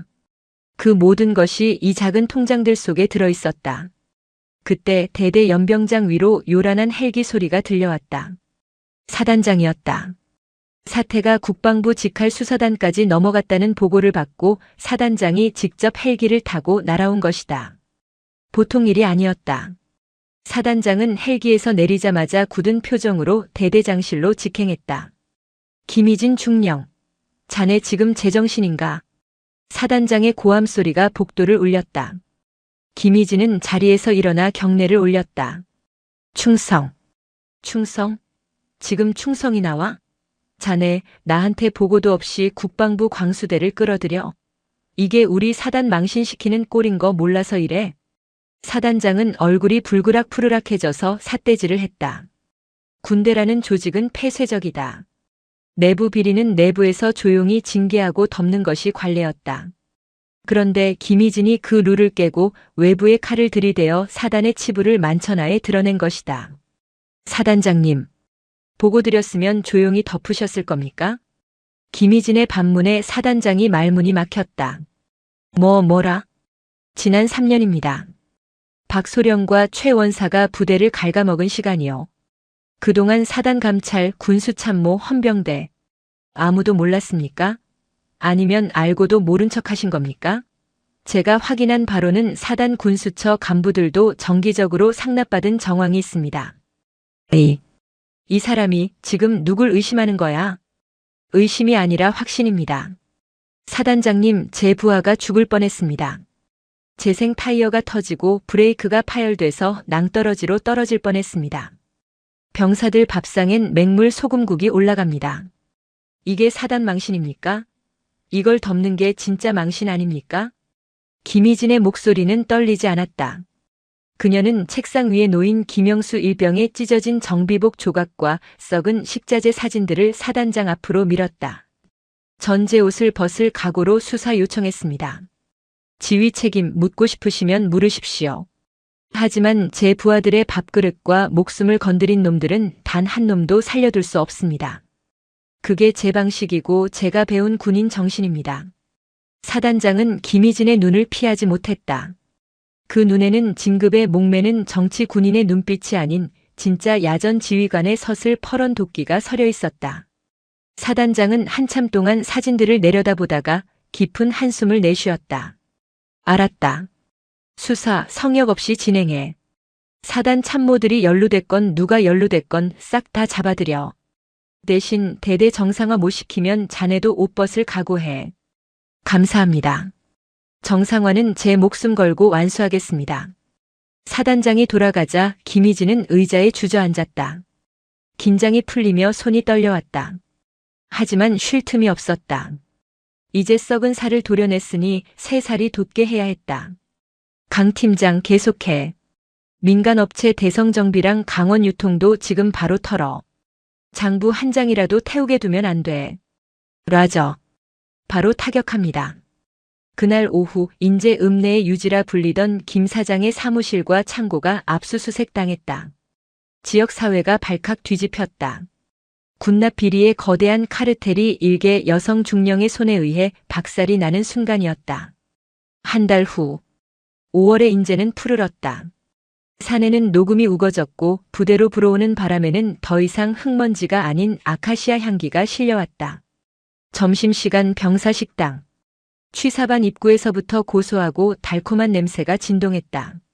예전에 그 역겨운 락스 냄새와 짬 냄새는 온데간데 없었다. 배식대 앞에는 병사들이 길게 줄을 서 있었지만 누구 하나 찡그린 표정이 없었다. 오늘의 메뉴 1등급 한우 소불고기, 신선한 쌈채소, 해물 된장찌개, 그리고 후식으로 나온 시원한 조각 수박. 와, 미쳤다. 야, 고기 때깔 봐라. 이게 진짜 소고기지. 지난번에 나온 제육도 진짜 고기였잖아. 요즘 밥맛 꿀맛이다 진짜. 식판을 받아든 병사들의 얼굴에 화색이 돌았다. 밥을 깨작거리던 모습은 사라지고 산처럼 쌓인 고기를 보며 행복해했다. 김희진 중령은 식판을 들고 병사들 틈으로 걸어갔다. 예전 같으면 간부들이 대대장님 오신다며 자리를 만들고 호들갑을 떨었겠지만 지금은 자연스러웠다. 그녀는 구석 자리에 앉아있는 수송중대 병사들 옆에 앉았다. 맛있나? 대대장님. 충성. 병사들이 밥을 먹다 말고 벌떡 일어나려 했다. 앉아. 밥 먹을 땐 걔도 안 건드린다는데 편하게 먹어. 김희진은 웃으며 손짓했다. 그녀의 앞에는 사고 트럭 운전병이었던 김영수 일병이 앉아 있었다. 그는 사고 트라우마를 극복하고 다시 운전대를 잡고 있었다. 얼굴 살이 제법 올라 건강해 보였다. 김영수 일병. 몸은 좀 어때? 아주 좋습니다. 어제 정비하는데 부속품 신청하니까 바로 다음날 새 거로 왔습니다. 정비관님이 이제 갈아칠 생각 꿈도 꾸지 마라고 하시면서 아주 FM대로 가르쳐 주십니다. 그래야지. 차가 건강해야 너희도 안전한 거니까. 김희진은 불고기를 크게 한 쌈 싸서 입에 넣었다. 짜지도 맵지도 않은 적당한 간. 고기의 육즙이 입안 가득 퍼졌다. 이것이 정상이었다. 당연한 것이 당연해지기까지 너무 많은 시간이 걸렸다. 식사를 마치고 나오는데 김영수 일병이 머뭇거리며 따라 나왔다. 대대장님. 응? 왜 밥이 부족했어? 아닙니다. 그게 아니라. 정말 감사합니다. 김일병은 울컥한 듯 잠시 말을 잇지 못하다가 씩씩하게 목소리를 높였다. 저 사고 났을 때, 다 제 탓이라고 했을 때, 대대장님만 제 말 믿어주셨습니다. 그리고 이렇게 맛있는 밥 먹게 해주셔서 진짜 군 생활 할 맛 납니다. 감사합니다. 그는 90도로 허리를 숙여 인사했다. 꾸며낸 말이 아닌 가슴 깊은 곳에서 우러나온 진심이었다. 김희진의 코끝이 찡해졌다. 그녀는 김일병의 어깨를 두어 번 두드려 주었다. 고맙다. 믿어줘서. 가서 쉬어. 김일병이 뛰어가는 뒷모습을 보며 김희진은 미소 지었다. 그녀는 연병장 사열대로 걸어갔다. 오후 일과 시작을 알리는 방송이 나오고 병사들이 활기차게 뛰어나와 집합했다. 차량 정비고에서는 윙윙거리는 임팩트 렌치 소리가 경쾌하게 들려왔다. 모든 것이 톱니바퀴처럼 정상적으로 힘차게 돌아가고 있었다. 그때 멀리서 신임작전과장과 행보관이 달려왔다. 박소령과 최 원사가 떠난 자리에 새로 부임한 깐깐하고 원리원칙을 중요시하는 진짜 군인들이었다. 대대장님, 오후 차량 배차 계획 보고 드리겠습니다. 보고해. 김희진은 지휘봉을 잡았다. 손에 잡힌 지휘봉의 무게가 예전과는 다르게 느껴졌다. 그것은 권력의 무게가 아니라 저 수백 명의 아이들을 먹이고 입히고 지켜야 하는 책임의 무게였다. 바람이 불어왔다. 인제의 바람은 여전히 거칠었지만 그 속에 더 이상 부패의 악취는 섞여 있지 않았다. 여자가 뭘 아냐고? 김희진은 속으로 되뇌었다. 그래. 나는 꼼꼼하게 따지고 집요하게 파고들고 내 식구 밥그릇은 목숨 걸고 지키는 여자다. 그래서 내가 너희들의 지휘관이다. 그녀는 모자를 고쳐 쓰고 당당하게 연병장 중앙으로 걸어나갔다. 그녀의 등 뒤로 정예보급 선봉수송이라는 구호가 햇살을 받아번쩍였다. 이것은 영웅담이 아니었다. 그저 할 일을 제대로 한 군인의 아주 상식적인 이야기의 끝이었다. 아줌마, 오해하지 마세요. 이게 다 군대식 사랑의 매. 뭐 그런 겁니다. 휴가 나온 말년 병장이 면회 온 엄마 앞에서 아들의 뒤통수를 후려칩니다. 심지어 뻔뻔하게 아들의 주머니를 뒤지기 시작하는데요. 탁자 밑으로는 군화발로 정강이를 차고 위에서는 돈을 뺏는 상황. 짧은 한숨을 쉰 그녀가 전화 한 통을 걸자 5분 만에 사이렌 소리와 함께 투스타 사단장이 헐레벌떡 뛰어와 90도로 경례를 박습니다. 저녁을 코앞에 두고 하늘 무서운 줄 모르고 날뛰던 병장에게 과연 무슨 일이 벌어졌을까요? 자신의 알량한 권력만 믿고 약자를 짓밟던 악마가 진짜 계급 앞에서 처참하게 무너지는 참교육. 잠시만요. 이 통쾌한 이야기를 어디서 듣고 계신지 댓글로 적어주시면 여러분의 답답한 속이 뻥 뚫리는 시원한 행운의 기운을 팍팍 보내드릴게요. 강원도 인제군 북면 원통리. 흔히들 인제 가면 언제 오나 원통에서 못 살겠네라고 자주 하는 그곳의 겨울바람은 살가죽을 찢어밟힐 듯 매서웠다. 영하 15도를 오르내리는 기온 탓에 도로변에 쌓인 눈은 시커먼 매연을 뒤집어 쓴 채 돌덩이처럼 얼어붙어 있었다. 오후 1시 원통 버스터미널 앞은 묘한 활기와 우울함이 공존하고 있었다. 휴가를 마치고 복귀하는 병사들의 도살장 끌려가는 듯한 표정과 아들을 보러 온 부모들의 들뜬 표정이 교차하는 공간. 그 소란스러움 속에서 검은색 모범 택시 한 대가 미끄러지듯 멈춰섰다. 택시 뒷좌석 문이 열리고 한 중년 여성이 내렸다. 짙은 회색 울 코트에 검은색 가죽 장갑, 그리고 목을 감싼 무채색 머플러. 화려하진 않으나 옷감의 질이나 몸에 배어있는 절제된 동작에서 범접하기 힘든 기품이 흘러나왔다. 그녀는 대한민국 국군 방첩사령관 백설이었다. 하지만 오늘 그녀의 어깨에는 별 3개가 박힌 계급장 대신 21살 아들을 둔 어머니의 걱정만이 무겁게 내려앉아 있었다. 후. 백설이는 입김을 길게 내뿜으며 위병소 쪽을 바라보았다. 평소라면 헬기를 타고 연병장에 내리거나 사단장의 영접을 받으며 1호차로 통과했을 그 길이었다. 하지만 오늘 그녀는 수행비서 한 명 대동하지 않고 홀로 왔다. 아들 유민우의 간곡한 부탁 때문이었다. 엄마 제발. 그냥 평범하게 와줘. 나 튀기 싫어. 제발 부탁이야. 일주일 전 공중전화 너머로 들려오던 아들의 목소리는 지나치게 가늘게 떨리고 있었다. 30년 군 생활을 통해 산전수전 다 겪은 백설이의 촉이 뇌리에서 경고음을 울렸다. 단순한 투정이 아니었다. 그것은 살려달라는 구조 신호에 가까웠다. 백설이는 택시기사에게 짧게 목례를 하고 면회 장소로 지정된 부대 앞 숯불갈비집 을지회관으로 걸음을 옮겼다. 식당 안은 이미 삼겹살 굽는 연기와 병사들의 왁자지껄한 소음으로 가득 찼다. 이모, 여기 소주 한 병 더요. 야, 많이 먹어라. 들어가면 또 짬밥이다. 여기저기서 들려오는 소리들. 백설이는 구석진 자리에 앉아 출입문을 주시했다. 약속 시간인 1시 10분이 지났지만 아들은 나타나지 않고 있었다. 1분이 1시간처럼 느껴졌다. 손목시계의 초침이 1시 20분을 넘길 무렵 식당 문이 조심스럽게 열렸다. 백설이의 눈동자가 흔들렸다. 문을 열고 들어온 군인. 헐렁한 전투복 상에 푹 눌러쓴 베레모 아래로 보이는 앙상한 턱선. 입대 전 헬스 동아리 활동을 하며 탄탄했던 체격은 온데간데 없고 마치 기근에 시달린 난민처럼 말라버린 청년이 서 있었다. 민우야. 백설이가 자리에서 벌떡 일어났다. 유민우는 엄마의 목소리에 화들짝 놀라며 주변을 두리번거렸다.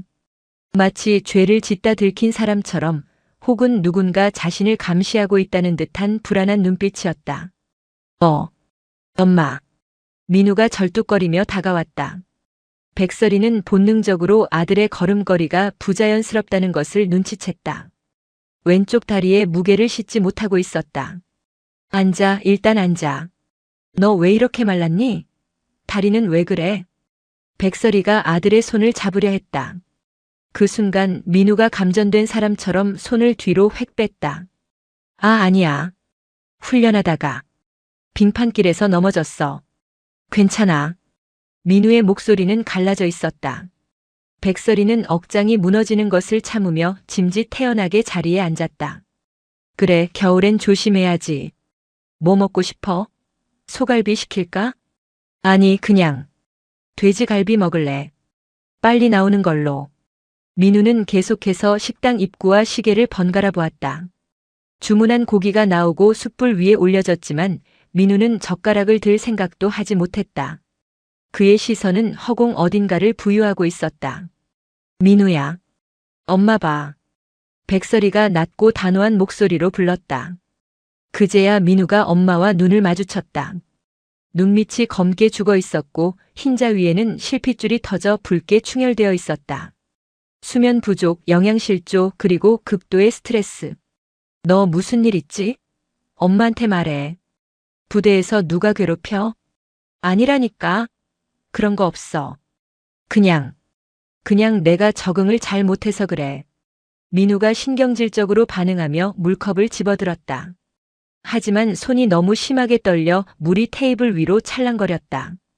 백설이는 더 이상 참지 못하고 아들의 소매를 걷어 올리려 했다.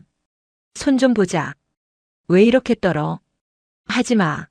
놔두라고 좀. 민우가 거칠게 뿌리치던 그 찰나 걷어 올려진 전투복 소매 안쪽으로 백설이의 매서운 눈이 무언가를 포착했다. 손목 안쪽 동맥이 흐르는 얇은 피부 위에 선명하게 찍힌 둥근 화상 자국들. 하나가 아니었다. 셋, 넷. 담뱃불로 지져 끈 흔적이었다. 그리고 그 위로 겹쳐진 시퍼런 멍 자국들. 백설이의 심장이 차갑게 식어내렸다. 이것은 훈련 중 부상이 아니었다. 명백한 고문이었다. 유민우. 이거 뭐야? 백설이의 목소리에서 어머니의 따뜻함이 사라지고 사령관의 서슬 퍼런 냉기가 흘러나왔다. 민우는 사색이 되어 소매를 황급히 내렸다. 모기 물려서 긁은 거야. 한겨울 원통에 모기가 산다고. 너 지금 엄마를 바보로 아는구나. 백설이가 테이블을 짚고 일어나려는 순간이었다. 식당 문이 쾅 하고 거칠게 열리며 찬 바람과 함께 시끄러운 소음이 들이닥쳤다. 아따 춥다 추워. 야, 잘 있냐? 전투복 상에 단추를 두어 개 풀어 헤치고 베레모는 삐딱하게 쓴 병장 한 무리가 들어왔다. 개구리 마크가 박힌 병장 계급장, 그리고 오버로크 쳐진 명찰에는 황대식이라는 이름이 박혀 있었다. 그의 뒤로는 껌을 짝짝 씹는 상병 2명이 호위무사처럼 따라붙었다. 식당 안의 공기가 순식간에 변했다. 휴가 나온 다른 이등병들이 밥을 먹다 말고 황급히 고개를 숙이거나 눈을 피했다. 그 구역의 포식자가 누구인지 증명하는 장면이었다. 황대식은 식당을 휘둘러 보더니 구석에 앉아있는 유민우를 발견하고는 입꼬리를 비릿하게 말아 올렸다. 이게 누구야? 우리 패급 유민우 아니냐?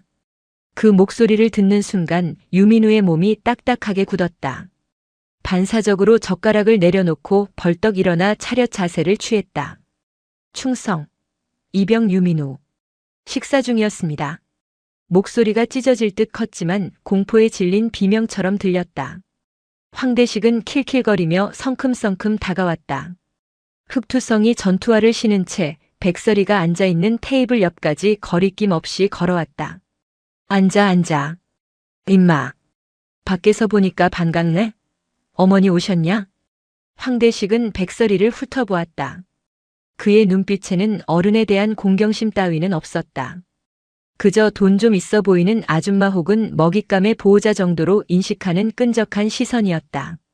안녕하십니까, 아줌마. 제가 민우 많이 아끼는 선임 황대식 병장입니다. 민우가 군 생활을 아주 스펙터클하게 잘하고 있어서 제가 특별히 교육 좀 시키고 있습니다. 스펙터클이라는 단어에 담긴 조롱. 백설이는 아무런 대꾸 없이 황대식의 눈을 똑바로 응시했다. 보통의 민간인 아줌마라면 당황해서 인사를 받거나 굽신거렸겠지만 백설이의 눈빛은 미동도 없었다. 마치 작전지도 위에서 적의 좌표를 찍는 지휘관의 눈이었다. 그 서늘한 침묵에 황대식의 눈썹이 꿈틀했다. 기분이 나쁘다는 뜻이었다. 야, 유민우. 너네 엄마는 원래 이렇게 예의가 없으시냐? 선임이 인사를 하는데 씹으시네. 퍽. 말이 끝남과 동시에 황대식의 손바닥이 유민우의 뒤통수를 강타했다. 둔탁한 타격음이 고깃집의 소음을 뚫고 백설이의 귀에 꽂혔다. 민우의 고개가 앞으로 꺾이며 베레모가 벗겨져 숯불 불판 옆으로 굴러떨어졌다. 죄송합니다. 어머니가 잘 모르셔서 그렇습니다. 민우가 황급히 베레모를 주워들며 고개를 조아렸다. 덜덜 떨리는 손, 터질 듯 붉어진 얼굴, 그리고 눈가에 맺힌 눈물. 아들은 엄마가 보는 앞에서 짐승보다 못한 취급을 당하고 있었다. 황대식은 아예 민우의 옆자리에 털썩 주저앉았다. 그러고는 백설이를 보며 뻔뻔하게 웃었다. 아줌마, 오해하지 마세요. 이게 다 군대식 사랑의 매, 뭐 그런 겁니다. 민우가 좀 굼뜨거든요. 아, 배고픈데 고기 좀 같이 먹어도 되죠? 황대식은 대답도 듣지 않고 민우의 앞접시에 놓인 잘 익은 돼지갈비 한 점을 손가락으로 집어 자신의 입에 쳐넣었다. 쩝쩝거리는 소리가 유난히 크게 들렸다. 백설이는 테이블 아래로 주먹을 꽉 쥐었다. 손톱이 살을 파고들어 피가 배어나올 지경이었다. 그녀의 머릿속에서 인내라는 퓨즈가 끊어지기 일보 직전이었다. 맛있네. 야, 민우야, 지갑 꺼내봐. 황대식이 우물거리며 손을 내밀었다. 네? 지갑 말입니까? 새끼야. 나올 때 담배 다 펴서 한갑 사야 되는데 현금이 없네. 너네 엄마한테 용돈 좀 받았을 거 아냐? 빨리 내놔. 형 복귀 시간 얼마 안 남았다. 갈취. 그것도 부모 앞에서. 이것은 단순한 괴롭힘이 아니었다. 민우를 인간으로 보지 않는다는 명백한 증거였다. 민우가 쭈뼛거리며 주머니에서 꼬깃꼬깃한 10,000원짜리 몇 장을 꺼내려 하자 황대식이 민우의 손목을 낚아채며 인상을 썼다. 아니, 지갑을 통째로 달라고. 답답하게 구네 진짜. 황대식이 민우의 전투복 상의 주머니로 손을 쑥 집어넣었다. 민우가 거부하려 몸을 비틀자 황대식은 테이블 밑으로 민우의 정강이를 군화발로 걷어찼다. 민우가 외마디 비명을 지르며 테이블 위로 엎어졌다. 그 충격으로 물컵이 쓰러지고 물이 백설이의 코트 위로 쏟아졌다. 정적이 흘렀다. 식당 안의 모든 시선이 그 테이블로 쏠렸다.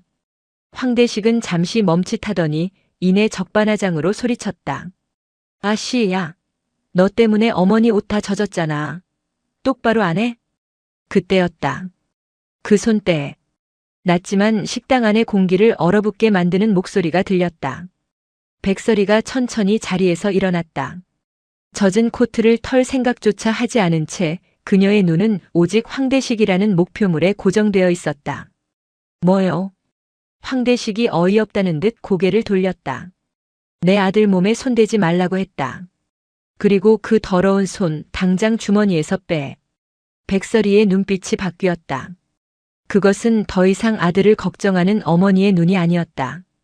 국가 안보를 위협하는 간첩을 색출하여 신문실 의자에 앉혀놓고 내려다보는 방첩 사령관의 눈빛이었다.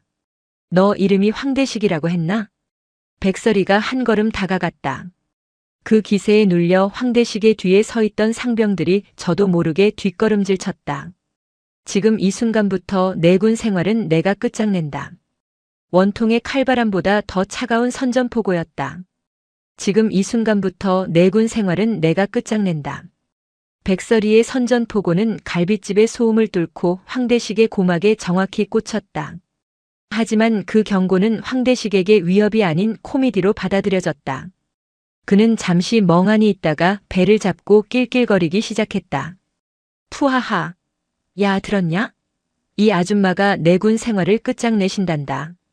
와, 진짜 요새 아줌마들 드라마를 너무 많이 보셨네. 황대식은 고개를 절레절레 흔들며 젓가락으로 불판 위에 고기를 뒤적거렸다. 그 모습은 흡사사파리 투어버스를 공격하는 원숭이처럼 상대가 얼마나 위험한 존재인지 전혀 인지하지 못한 채 날뛰는 꼴이었다.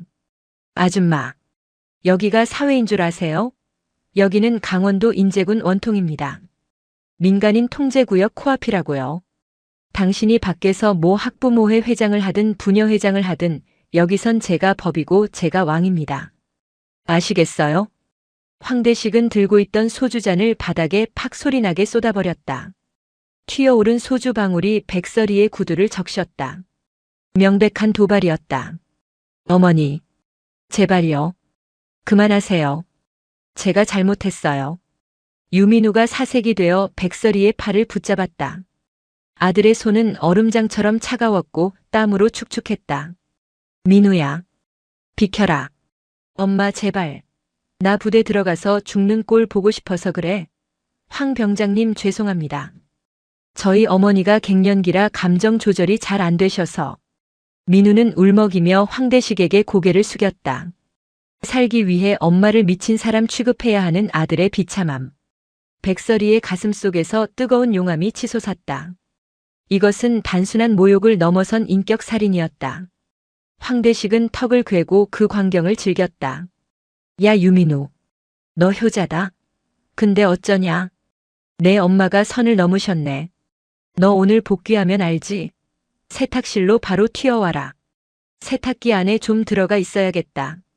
세탁기 안에 사람을 넣는다. 그것은 12사단 내 악습 중에서도 가장 악랄한 고문이었다. 좁은 통 안에 사람을 구겨넣고 물을 뿌리는 짓거리. 백설이는 더 이상 대화가 통할 상대가 아님을 직감했다. 그녀는 핸드백을 열었다. 스마트폰을 꺼내는 손동작에는 한치의 망설임도 없었다. 신고하시게? 하세요 해. 일일이 누르시든가 아니면 국방 헬프콜 1303 누르시든가. 그거 눌러봤자 조사 나오는 헌병 수사관 형님, 나랑 호영호제하는 사이다. 내가 누군지 알아? 황대식은 의자를 박차고 일어났다. 위협적인 덩치로 백설이를 내려다보며 윽박질렀다. 이 아줌마가 진짜 황대식이 손을 들어 올리는 신용을 했다. 민우가 비명을 지르며 엄마 앞을 막아섰다. 하지만 백설이는 눈 하나 깜짝하지 않고 단축번호 1번을 길게 눌렀다. 통화 연결음이 울리기도 전에 상대방이 전화를 받았다. 충성, 비서실장입니다. 수화기 너머로 들려오는 절도 있는 목소리. 백설이는 황대식의 눈을 똑바로 쳐다보며 아주 낮고 또렷한 발음으로 명령을 내렸다. 나다. 방첩사령관 중장 백설이다. 현재 위치 12사단 앞 을지회관. 지금 즉시 12사단장, 헌병대장, 감찰참모 전원 집합시켜. 전시 상황에 준하는 속도로 이동하라고 전해. 5분 준다. 뚝. 전화를 끊는 소리가 유난히 크게 울렸다. 식당 안의 공기가 미묘하게 변했다. 방첩사령관 중장 전시 상황. 일상적인 대화에서는 절대 나올 수 없는 단어들이었다. 게다가 백설이가 내뿜는 기세는 방금 전까지의 아줌마와는 차원이 달랐다. 30년간 수천 명의 부하를 지휘하며 굳어진 뼛속까지 군인인 사람만이 낼 수 있는 살기 어린 위압감. 황대식은 순간 멈칫했다. 본능적인 공포가 뒷덜미를 스쳤지만 그는 애써 그것을 무시했다. 참나. 연기 대상감이네. 방첩사령관, 중장, 아줌마 2스타 3스타가 무슨 동네계 이름인 줄 아세요? 어디서 사기칠 걸 쳐야지. 황대식은 억지 웃음을 터뜨리며 주변을 둘러봤다. 야, 봤냐? 우리 민우 어머니가 연기 지망생이셨나봐. 2스타를 5분 안에 부르신단다.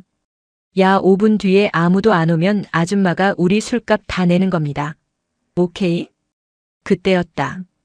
밖에서 날카로운 사이렌 소리가 들려오기 시작했다. 에엥, 에엥. 하나가 아니었다. 멀리서부터 겹쳐 들려오는 사이렌 소리는 순식간에 가까워지더니 고막을 찢을 듯한 굉음으로 변했다. 을지회관 주차장이 순식간에 아수라장이 되었다. 황대식의 얼굴에서 웃음기가 싹 사라졌다. 창가에 앉아있던 다른 면회객들이 웅성거리며 일어났다. 뭐야? 무슨 일 났어? 저거. 사단장 성판 아니야? 황대식은 떨리는 다리를 이끌고 창가로 다가갔다.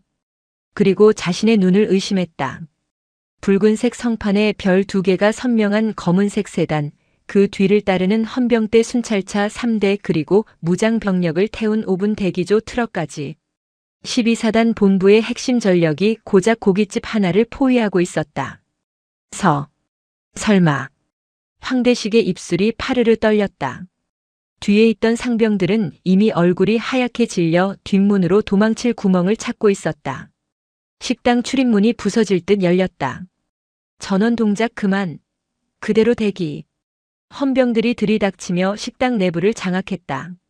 그리고 그들 사이로 정모가 삐뚤어질 정도로 급하게 달려온 중년의 남자가 들어왔다. 왼쪽 가슴에 달린 휘장과 어깨에 계급장이 번쩍였다. 제12보병 사단장 최철민 소장이었다. 최 소장은 거친 숨을 몰아쉬며 식당 안을 두리번거렸다. 그리고 구석에 서 있는 회색 코트를 입은 여성을 발견하자마자 눈이 튀어나올 듯 커졌다. 그는 주저없이 달려와 백설이 앞에 섰다. 쾅! 발을 구르는 소리가 식당 바닥을 울렸다. 충성! 제12보병 사단장 소장 최철민, 사령관님의 방문을 신고합니다. 그 순간 황대식의 세상이 무너져 내렸다. 식당 안은 진공 상태가 된 듯 정적이 흘렀다. 숯불 타는 소리와 사단장의 거친 숨소리만이 들려왔다. 황대식은 입을 떡 벌린 채 그 광경을 지켜보았다. 자신이 하늘처럼, 아니 신처럼 여기던 사단장이 고작 이등병의 엄마에게 식은땀을 흘리며 부동자세로 경례를 하고 있었다. 다리에 힘이 풀렸다. 무릎뼈가 서로 부딪히며 딱딱거리는 소리를 냈다. 백설이는 천천히 자리에서 일어났다. 그녀는 경례를 받아주지 않았다. 대신 차갑게 가라앉은 눈으로 최철민 소장을 내려다보았다. 최 소장, 자네 부대 관리를 아주 훌륭하게 하더군. 칭찬이 아니었다. 그것은 사형 선고나 다름없는 비꼬음이었다. 최 소장의 등줄기에 식은땀이 흘러내렸다. 국군방첩사령관. 국내의 모든 정보와 감찰권을 쥔 국방부 장관조차 함부로 대하지 못하는 실세 중의 실세. 그런 그녀가 예고도 없이, 그것도 사복 차림으로 분노에 찬 상태로 나타났다. 송구합니다. 미처 연락을 받지 못해 영접이 늦었습니다. 영접? 내가 지금 밥 얻어먹으러 온 것 같나? 백설이가 시선을 돌려 멍하니 서 있는 황대식을 가리켰다. 내 아들 유민우 이병의 선임이라는 자다. 이름은 황대식. 최 소장의 시선이 황대식에게 꽂혔다. 그 눈빛에는 내 놈이 감히 내 목을 조르는구나라는 살기가 서려 있었다. 황대식은 저도 모르게 털썩 주저앉았다. 오줌이 찔끔 새어나왔다. 사단장님. 그게 아니라. 저는. 황대식이 뭐라 변명하려 입을 떼기도 전에 백설이의 목소리가 벼락처럼 떨어졌다. 저 병사가 내 면전에서 내 아들을 구타하고 금품을 갈취하더군. 심지어 나를 협박까지 했어. 방첩사령관인 나를 말이야. 최 소장의 얼굴이 흑빛이 되었다. 민간인 폭행도 모자라 상관 모욕, 그것도 3스타를 협박했다니. 이건 단순한 영창감이 아니었다. 헌병대장. 예. 헌병대장 중령 박성훈입니다. 지금 당장 저 병사를 긴급 체포해. 혐의는 상관 모욕, 특수폭행, 공갈 협박, 그리고 국군 조직법 위반이다. 수갑 채워. 알겠습니다. 체포해. 헌병대장의 지시에 헌병 2명이 득달같이 달려들어 황대식을 제압했다. 아닙니다. 사단장님. 오해입니다. 저는 그냥 장난친 겁니다. 민우야. 말 좀 해봐. 장난이었다고. 황대식은 바닥에 얼굴이 지시겨진 채로 발버둥 치며 유민우를 찾았다. 하지만 유민우는 백설이의 등 뒤에서 떨고 있을 뿐이었다. 입 닥쳐. 내 놈이 감히 어디서 주둥이를 놀려. 최 소장이 버럭 소리를 질렀다. 백설이는 손수건을 꺼내 젖은 코트를 닦는 척하며 헌병들에게 끌려가는 황대식의 뒷모습을 싸늘하게 응시했다. 그리고 떨고 있는 아들 민우를 돌아보았다. 민우야. 엄마. 아니, 사령관님. 민우는 혼란스러워하고 있었다. 다정한 엄마가 갑자기 군대의 정점에 선 장군이 되어버린 상황. 백설이는 씁쓸한 미소를 지으며 아들의 어깨를 감싸 안았다. 미안하다. 엄마가 늦게 와서. 엄마가 군인이라서 미안해. 하지만 지금은 엄마로서 널 지키려는 거야. 여기선 엄마 말 들어. 백설이는 다시 최 소장을 향해 고개를 돌렸다. 표정에서 미소는 온데간데 없이 사라졌다. 을지회관 전체 통제해. 외부인 출입 막고 기자들 접근 차단해. 지금부터 이곳을 임시 조사실로 쓴다. 예, 알겠습니다. 그리고 내 아들 소속 중대장 행정보급관 대대장 전원 호출해. 10분 내로 튀어오라고 해. 늦으면 옷벗을 각오하라고 전하고. 백설이의 명령은 거침이 없었다. 그녀는 오늘 12사단의 환부를 도려내기로 작정했다. 피가 튀고 살이 깎여나가더라도 썩은 부위를 남겨둘 생각은 추호도 없었다. 식당 주인과 다른 손님들이 헌병들의 안내를 받아 밖으로 빠져나갔다. 텅 빈 식당, 고기 굽는 냄새 대신 화약 냄새 같은 긴장감이 감돌았다. 백설이는 중앙 테이블에 앉았다. 그 맞은편에는 수갑을 찬 황대식이 무릎을 꿇고 앉혀졌다. 시작하지. 백설이가 턱짓했다. 이것은 신문이 아니었다. 심판의 시작이었다. 을지회관의 블라인드가 모두 내려졌다. 대낮임에도 불구하고 실내는 어두침침했고 천장의 형광등만이 창백한 빛을 뿌리고 있었다. 황대식은 바닥에 무릎을 꿇은 채 고개를 들지 못했다. 방금 전까지 자신이 왕처럼 군림했던 그 장소가 이제는 자신의 처형대가 되어 있었다. 그의 양옆에는 건장한 헌병 수사관들이 버티고 서 있었다. 백설이는 테이블 위에 스마트폰 녹음기를 켜며 말했다. 황대식, 지금부터 묻는 말에 사실대로 대답하면 정상 참작의 여지라도 주겠다. 하지만 거짓말을 하거나 기억이 안 난다고 발뺌하면 넌 군 교도소에서 썩다가 늙어 죽게 될 거다. 알겠나? 황대식은 대답하지 않았다. 아직 상황 파악이 덜 된 것인지 아니면 뼛속까지 박힌 반항심 때문인지 입을 꾹 다물고 있었다. 그는 속으로 계산기를 두드리고 있었다. 어차피 폭행이다. 영창 15일 길어야 휴가 제한이다. 밖에서 백 좀 쓰면 된다. 그의 얄팍한 생각을 읽은 듯 백설이가 코웃음을 쳤다. 단순 폭행으로 끝날 거라고 생각하나 보군. 헌병대장, 저놈 관물대랑 생활관 수색 결과 나왔나? 예, 방금 1차 보고 들어왔습니다. 헌병대장이 태블릿 PC를 백설이에게 건넸다. 백설이는 화면을 스크롤하며 내용을 은조렸다. 재밌군. 황대식 병장 관물대에서 발견된 물품 리스트. 타 병사 명의의 신용카드 5장, 대포 통장 3개, 그리고 다량의 현금 300만 원. 거기다 미개봉된 PX 홍삼 세트 20박스. 백설이가 고개를 들어 황대식을 보았다. 이게 다 뭐지? 군대에서 장사라도 했나? 황대식의 눈동자가 심하게 흔들렸다. 그것은 자신의 아킬레스건이었다. 그게 애들이 맡겨놓은 겁니다. 제가 관리해준다고. 관리? 남의 카드로 불법 사설 토토 사이트에 접속해서 베팅하는 게 관리인가? 백설이가 태블릿 화면을 황대식의 코앞에 들이밀었다. 사이버 수사대가 원격으로 접속해 확보한 황대식의 접속 로그였다. 후임들 명의로 대출받아서 도박 자금으로 쓰고 돈 잃으면 후임들 패서 집에 전화하게 만들고 그렇게 뜯어낸 돈으로 또 도박하고 너 이거 도박 개장죄의 공갈, 사기, 협박까지 추가되는 거 알지? 아닙니다. 억울합니다. 민우야. 백설이가 옆에 앉아있던 아들을 불렀다. 이리 와서 내 몸에 난 상처 사단장님께 보여드려. 유민우가 머뭇거리며 자리에서 일어났다. 그리고 떨리는 손으로 전투복 상의 단추를 하나씩 풀었다. 옷이 벗겨지자 지켜보던 사단장 최철민 소장이 헛바람을 들이켰다. 민우의 마른 몸은 그야말로 도화지였다. 악마가 그린 그림으로 가득 찬. 배와 가슴에는 군화발로 차인 시퍼런 멍이 겹겹이 쌓여 있었고 옆구리와 등에는 담뱃불로 지진 화상 자국이 10여 개가 넘었다. 심지어 허벅지 안쪽에는 예리한 커터 칼로 그은 듯한 흉터까지 보였다. 이게만도 못한 새끼가. 최 소장은 말을 잇지 못했다. 자신의 부대에서 이런 일이 벌어지고 있었다는 사실에 대한 수치심과 분노가 뒤섞였다. 이건 단순 가혹행위가 아니야. 고문이다. 제네바 협약에서도 포로한테 이렇게는 안 해. 백설이의 목소리는 차분해서 더 무서웠다. 황대식, 내 아들이 내 샌드백이었나? 스트레스 풀고 돈 나오는 자판기였어? 그때 식당 밖에서 또 다른 차량 행렬이 도착하는 소리가 들렸다. 검은색 스타렉스 베노대.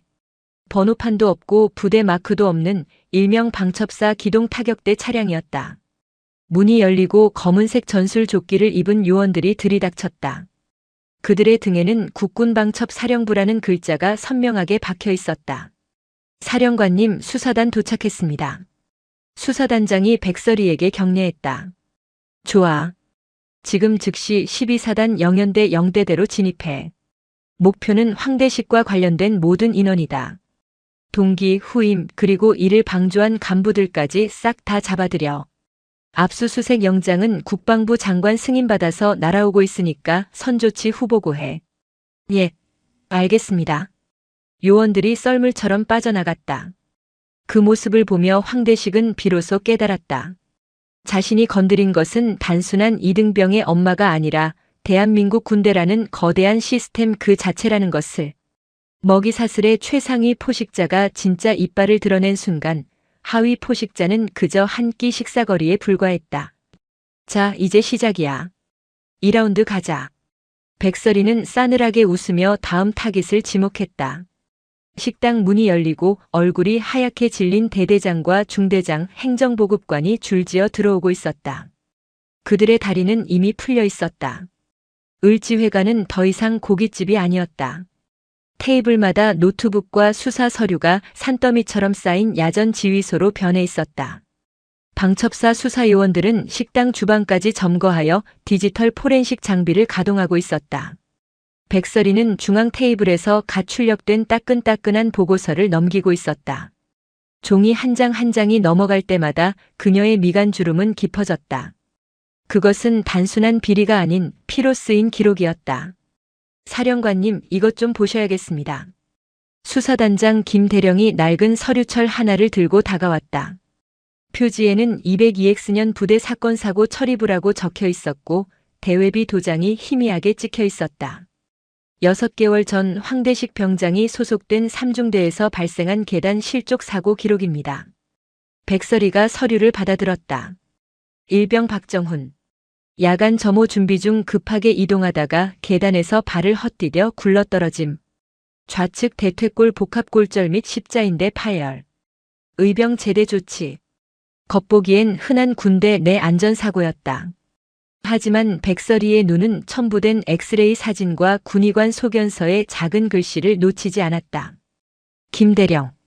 사람이 계단에서 구르면 본능적으로 어떻게 되지? 팔을 뻗어 머리나 몸을 보호하려 합니다.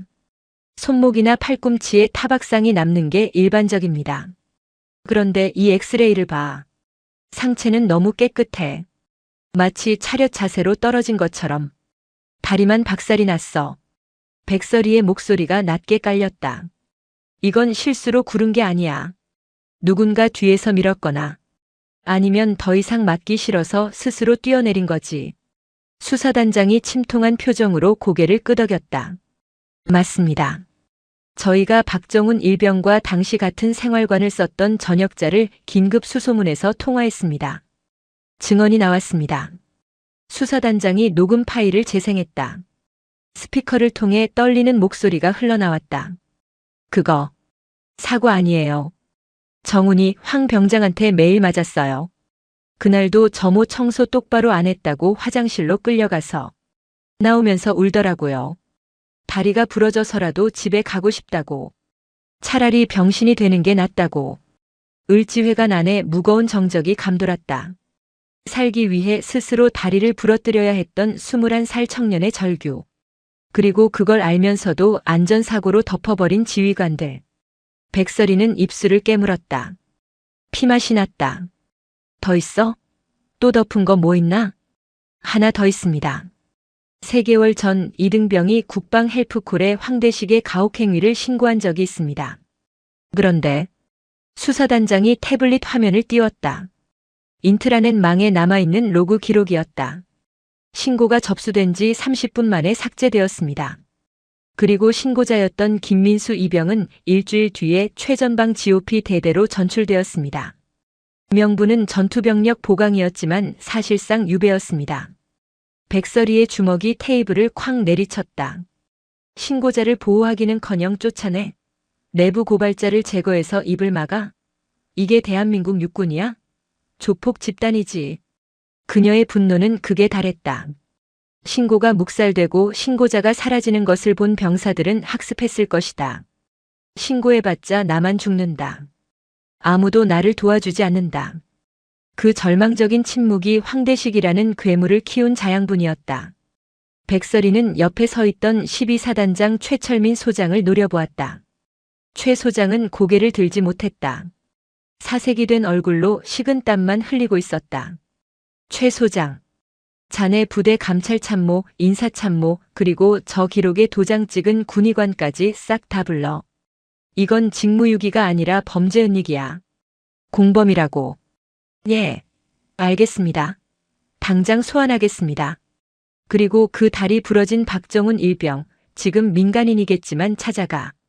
치료비, 보상금, 아니 사죄를 털어서라도 배상해. 국방부 차원에서도 소송 걸어서 배상받게 해줄 테니까. 백설이는 다시 아들 민우를 바라보았다. 민우는 구석에서 헌병이 건네준 핫초코를 마시고 있었지만 여전히 불안해 보였다. 만약 오늘 자신이 오지 않았다면 민우도 저 서류 속의 이름 중 하나가 되었을 것이다. 원인 미상의 사고 혹은 군 복무 부적응 자살. 생각만 해도 끔찍했다. 백설이는 다시 한번 다짐했다. 이 썩은 판을 완전히 갈아엎지 않으면 제2, 제3의 유민우는 계속 나올 것이라고. 오후 4시. 해가 뉘엿뉘엿 넘어가며 인제의 산자락에 긴 그림자를 들이울 무렵 삼중대장 김대위와 행정보급관 이 상사가 헌병들에게 양팔이 붙들린 채 을지회관으로 끌려왔다.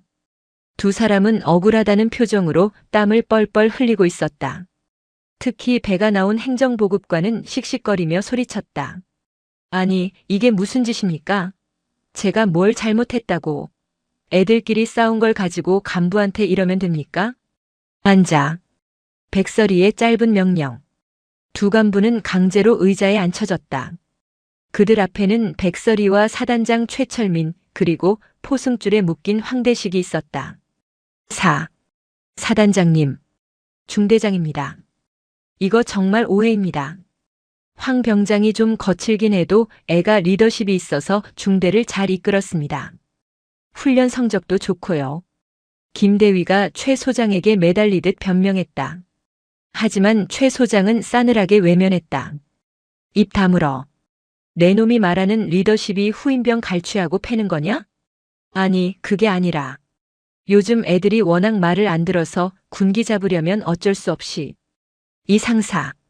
백설이가 행정보급관을 불렀다. 예, 사령관님. 자네 황대식 병장이랑 아주 각별한 사이더군. 황 병장 휴가 나갈 때마다 자네 차로 터미널까지 태워주고. 백설이가 서류 한 장을 툭 던졌다. 황대식의 계좌 내역이었다. 황대식이 후임들한테 뜯은 돈 중에 일부가 자네 차명 계좌로 들어갔어. 매달 30만 원씩. 명목은 회식비 지원이라는데 그 돈으로 자네가 회식 한 번이라도 시켜준 적 있나? 이 상사의 눈동자가 지진 난 듯 흔들렸다. 그게 애들이 고생하니까 제가 고기 사주려고 모아둔 겁니다. 나중에 저녁할 때 주려고. 거짓말. 구석에서 유민우가 소리쳤다. 모두의 시선이 민우에게 쏠렸다. 민우는 떨고 있었지만 더 이상 물러서지 않았다. 행보관님. 제가 황 병장님한테 맞아서 코피 흘리고 있을 때 지나가면서 보셨잖아요. 적당히 해라, 피 묻으면 귀찮다라고 하셨잖아요. 그리고 황 병장님이 준 양주 행정반에서 둘이 나눠 마시는 거 제가 봤습니다. 이 새끼가 미쳤나?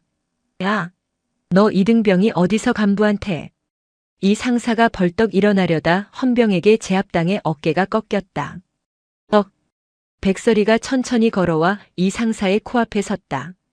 병사가 병사를 괴롭히는 건 폭력이다. 하지만 간부가 그걸 알면서도 묵인하고 심지어 이득을 취하는 건 그건 배신이야. 내 놈들이 입고 있는 그 군복에 대한 배신이고 자네들을 믿고 자식을 보낸 부모들에 대한 배신이다. 백설이의 시선이 김대위에게로 옮겨갔다. 중대장, 자네는 마음의 편지함 10쇠 가지고 있지? 민우가 쓴 편지 읽었나? 읽고도 찢어버렸지. 귀찮으니까. 부대 시끄러워지면 진급 막히니까. 황 병장이 알아서 군기 잡아주니까 편해서. 김대위는 고개를 푹 숙였다. 더 이상 변명의 여지가 없었다. 너희 둘 지금 이 시간부로 보직 해임이다. 헌병대 압송에서 구속 수사해. 뇌물수수, 직무유기, 가혹행위 교사 및 방조.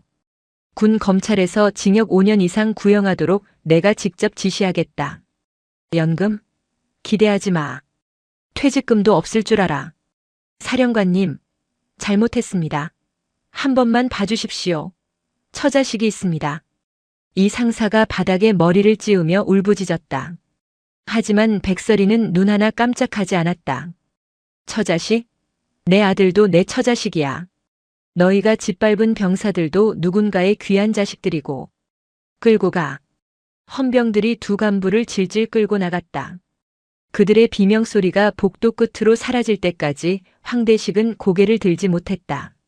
자신의 뒷배라고 믿었던 간부들이 처참하게 무너지는 모습을 보며 그는 이제야 자신이 완전한 고립무원에 빠졌음을 깨달았다.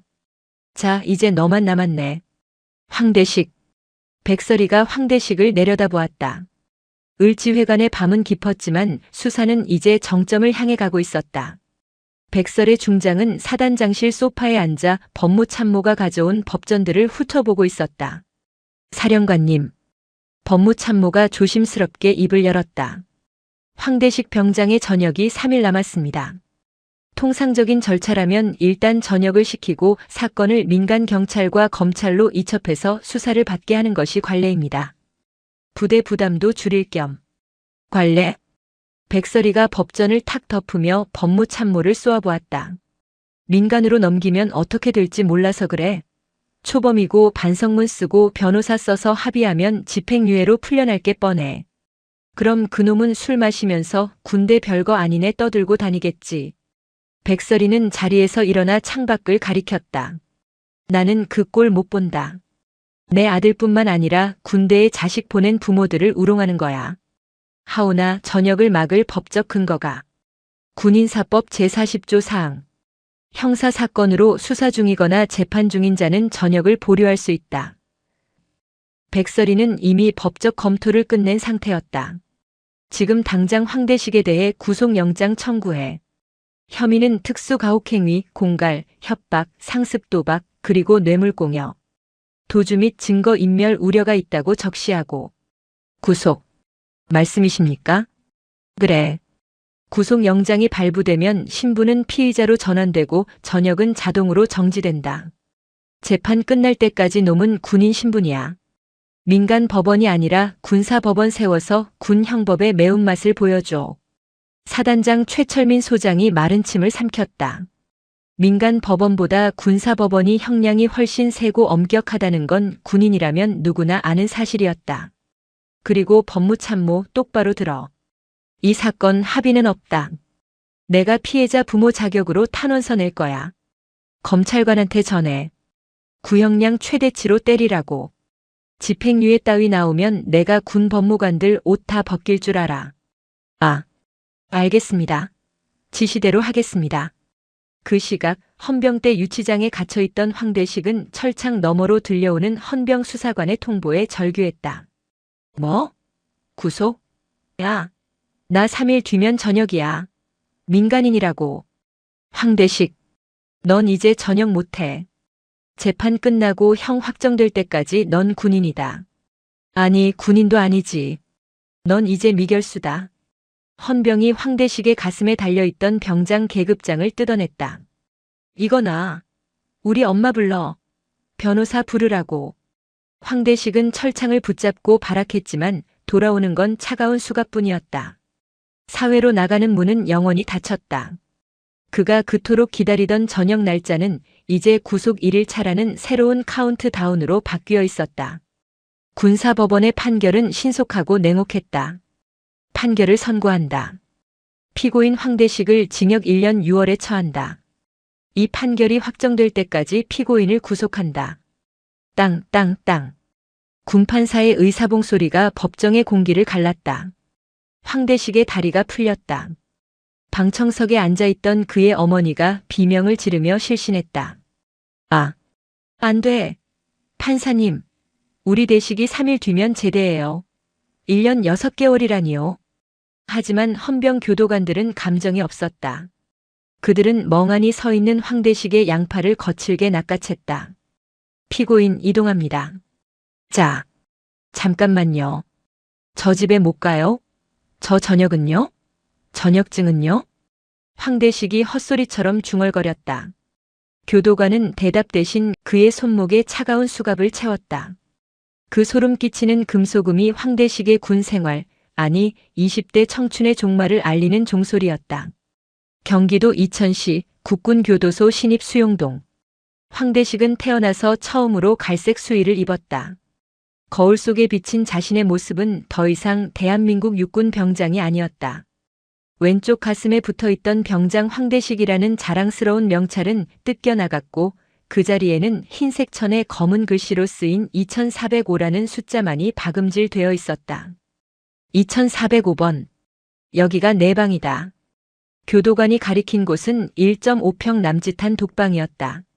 차가운 냉기가 흘러나오는 시멘트 바닥, 그리고 쇠창살 사이로 들어오는 희미한 빛. 저기, 교도관님, 저 여기서 얼마나 있어야 합니까? 판결 못 들었나? 540일이다. 540일이요? 황대식은 털썩 주저앉았다.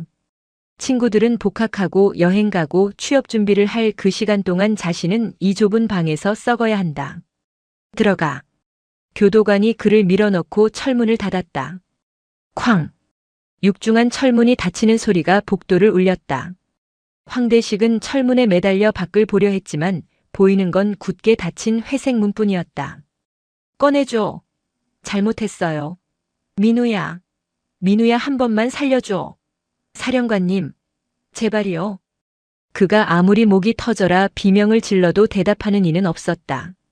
돌아오는 건 옆방 수감자의 짜증 섞인 고함뿐이었다. 아, 존나 시끄럽네. 신입 조용히 안 해? 황대식은 바닥에 머리를 박고 오열했다. 저녁 D-3일. 그 숫자는 이제 아무런 의미가 없었다. 그에게 남은 건 전과자라는 낙인과 끝이 보이지 않는 징역의 시간뿐이었다. 그는 어둠 속에서 자신의 어리석음을 저주하며 무너져 내렸다. 같은 시각 12사단 위병소 앞. 모든 조치를 끝낸 백설의 중장이 검은색 세단에 오르려 하고 있었다. 그 옆에는 사복으로 갈아입은 유민우가 서 있었다. 민우는 의병 전역 대신 남은 복무 기간을 채우기로 결심했다. 다만 부대는 후방의 행정부대로 옮겨지게 되었다. 민우야. 내 어머니. 속이 좀 시원하니? 백설이가 묻자 민우는 잠시 망설이다 고개를 끄덕였다. 그의 얼굴에 드리워져 있던 짙은 그늘이 걷혀 있었다. 네. 이제 잠은 잘 잘 수 있을 것 같아요. 그럼 됐다. 그거면 충분해.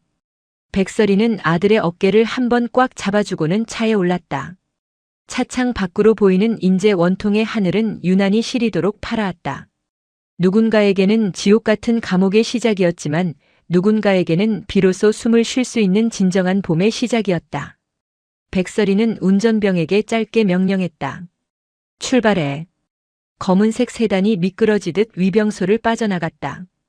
뒤이어 위병소 근무자들이 절도 있게 경례를 붙였다. 충성. 그 힘찬 구호 소리가 원통의 골짜기에 메아리 쳤다. 정의는 지켜졌고 악은 격리되었다. 그것으로 족한 결말이었다.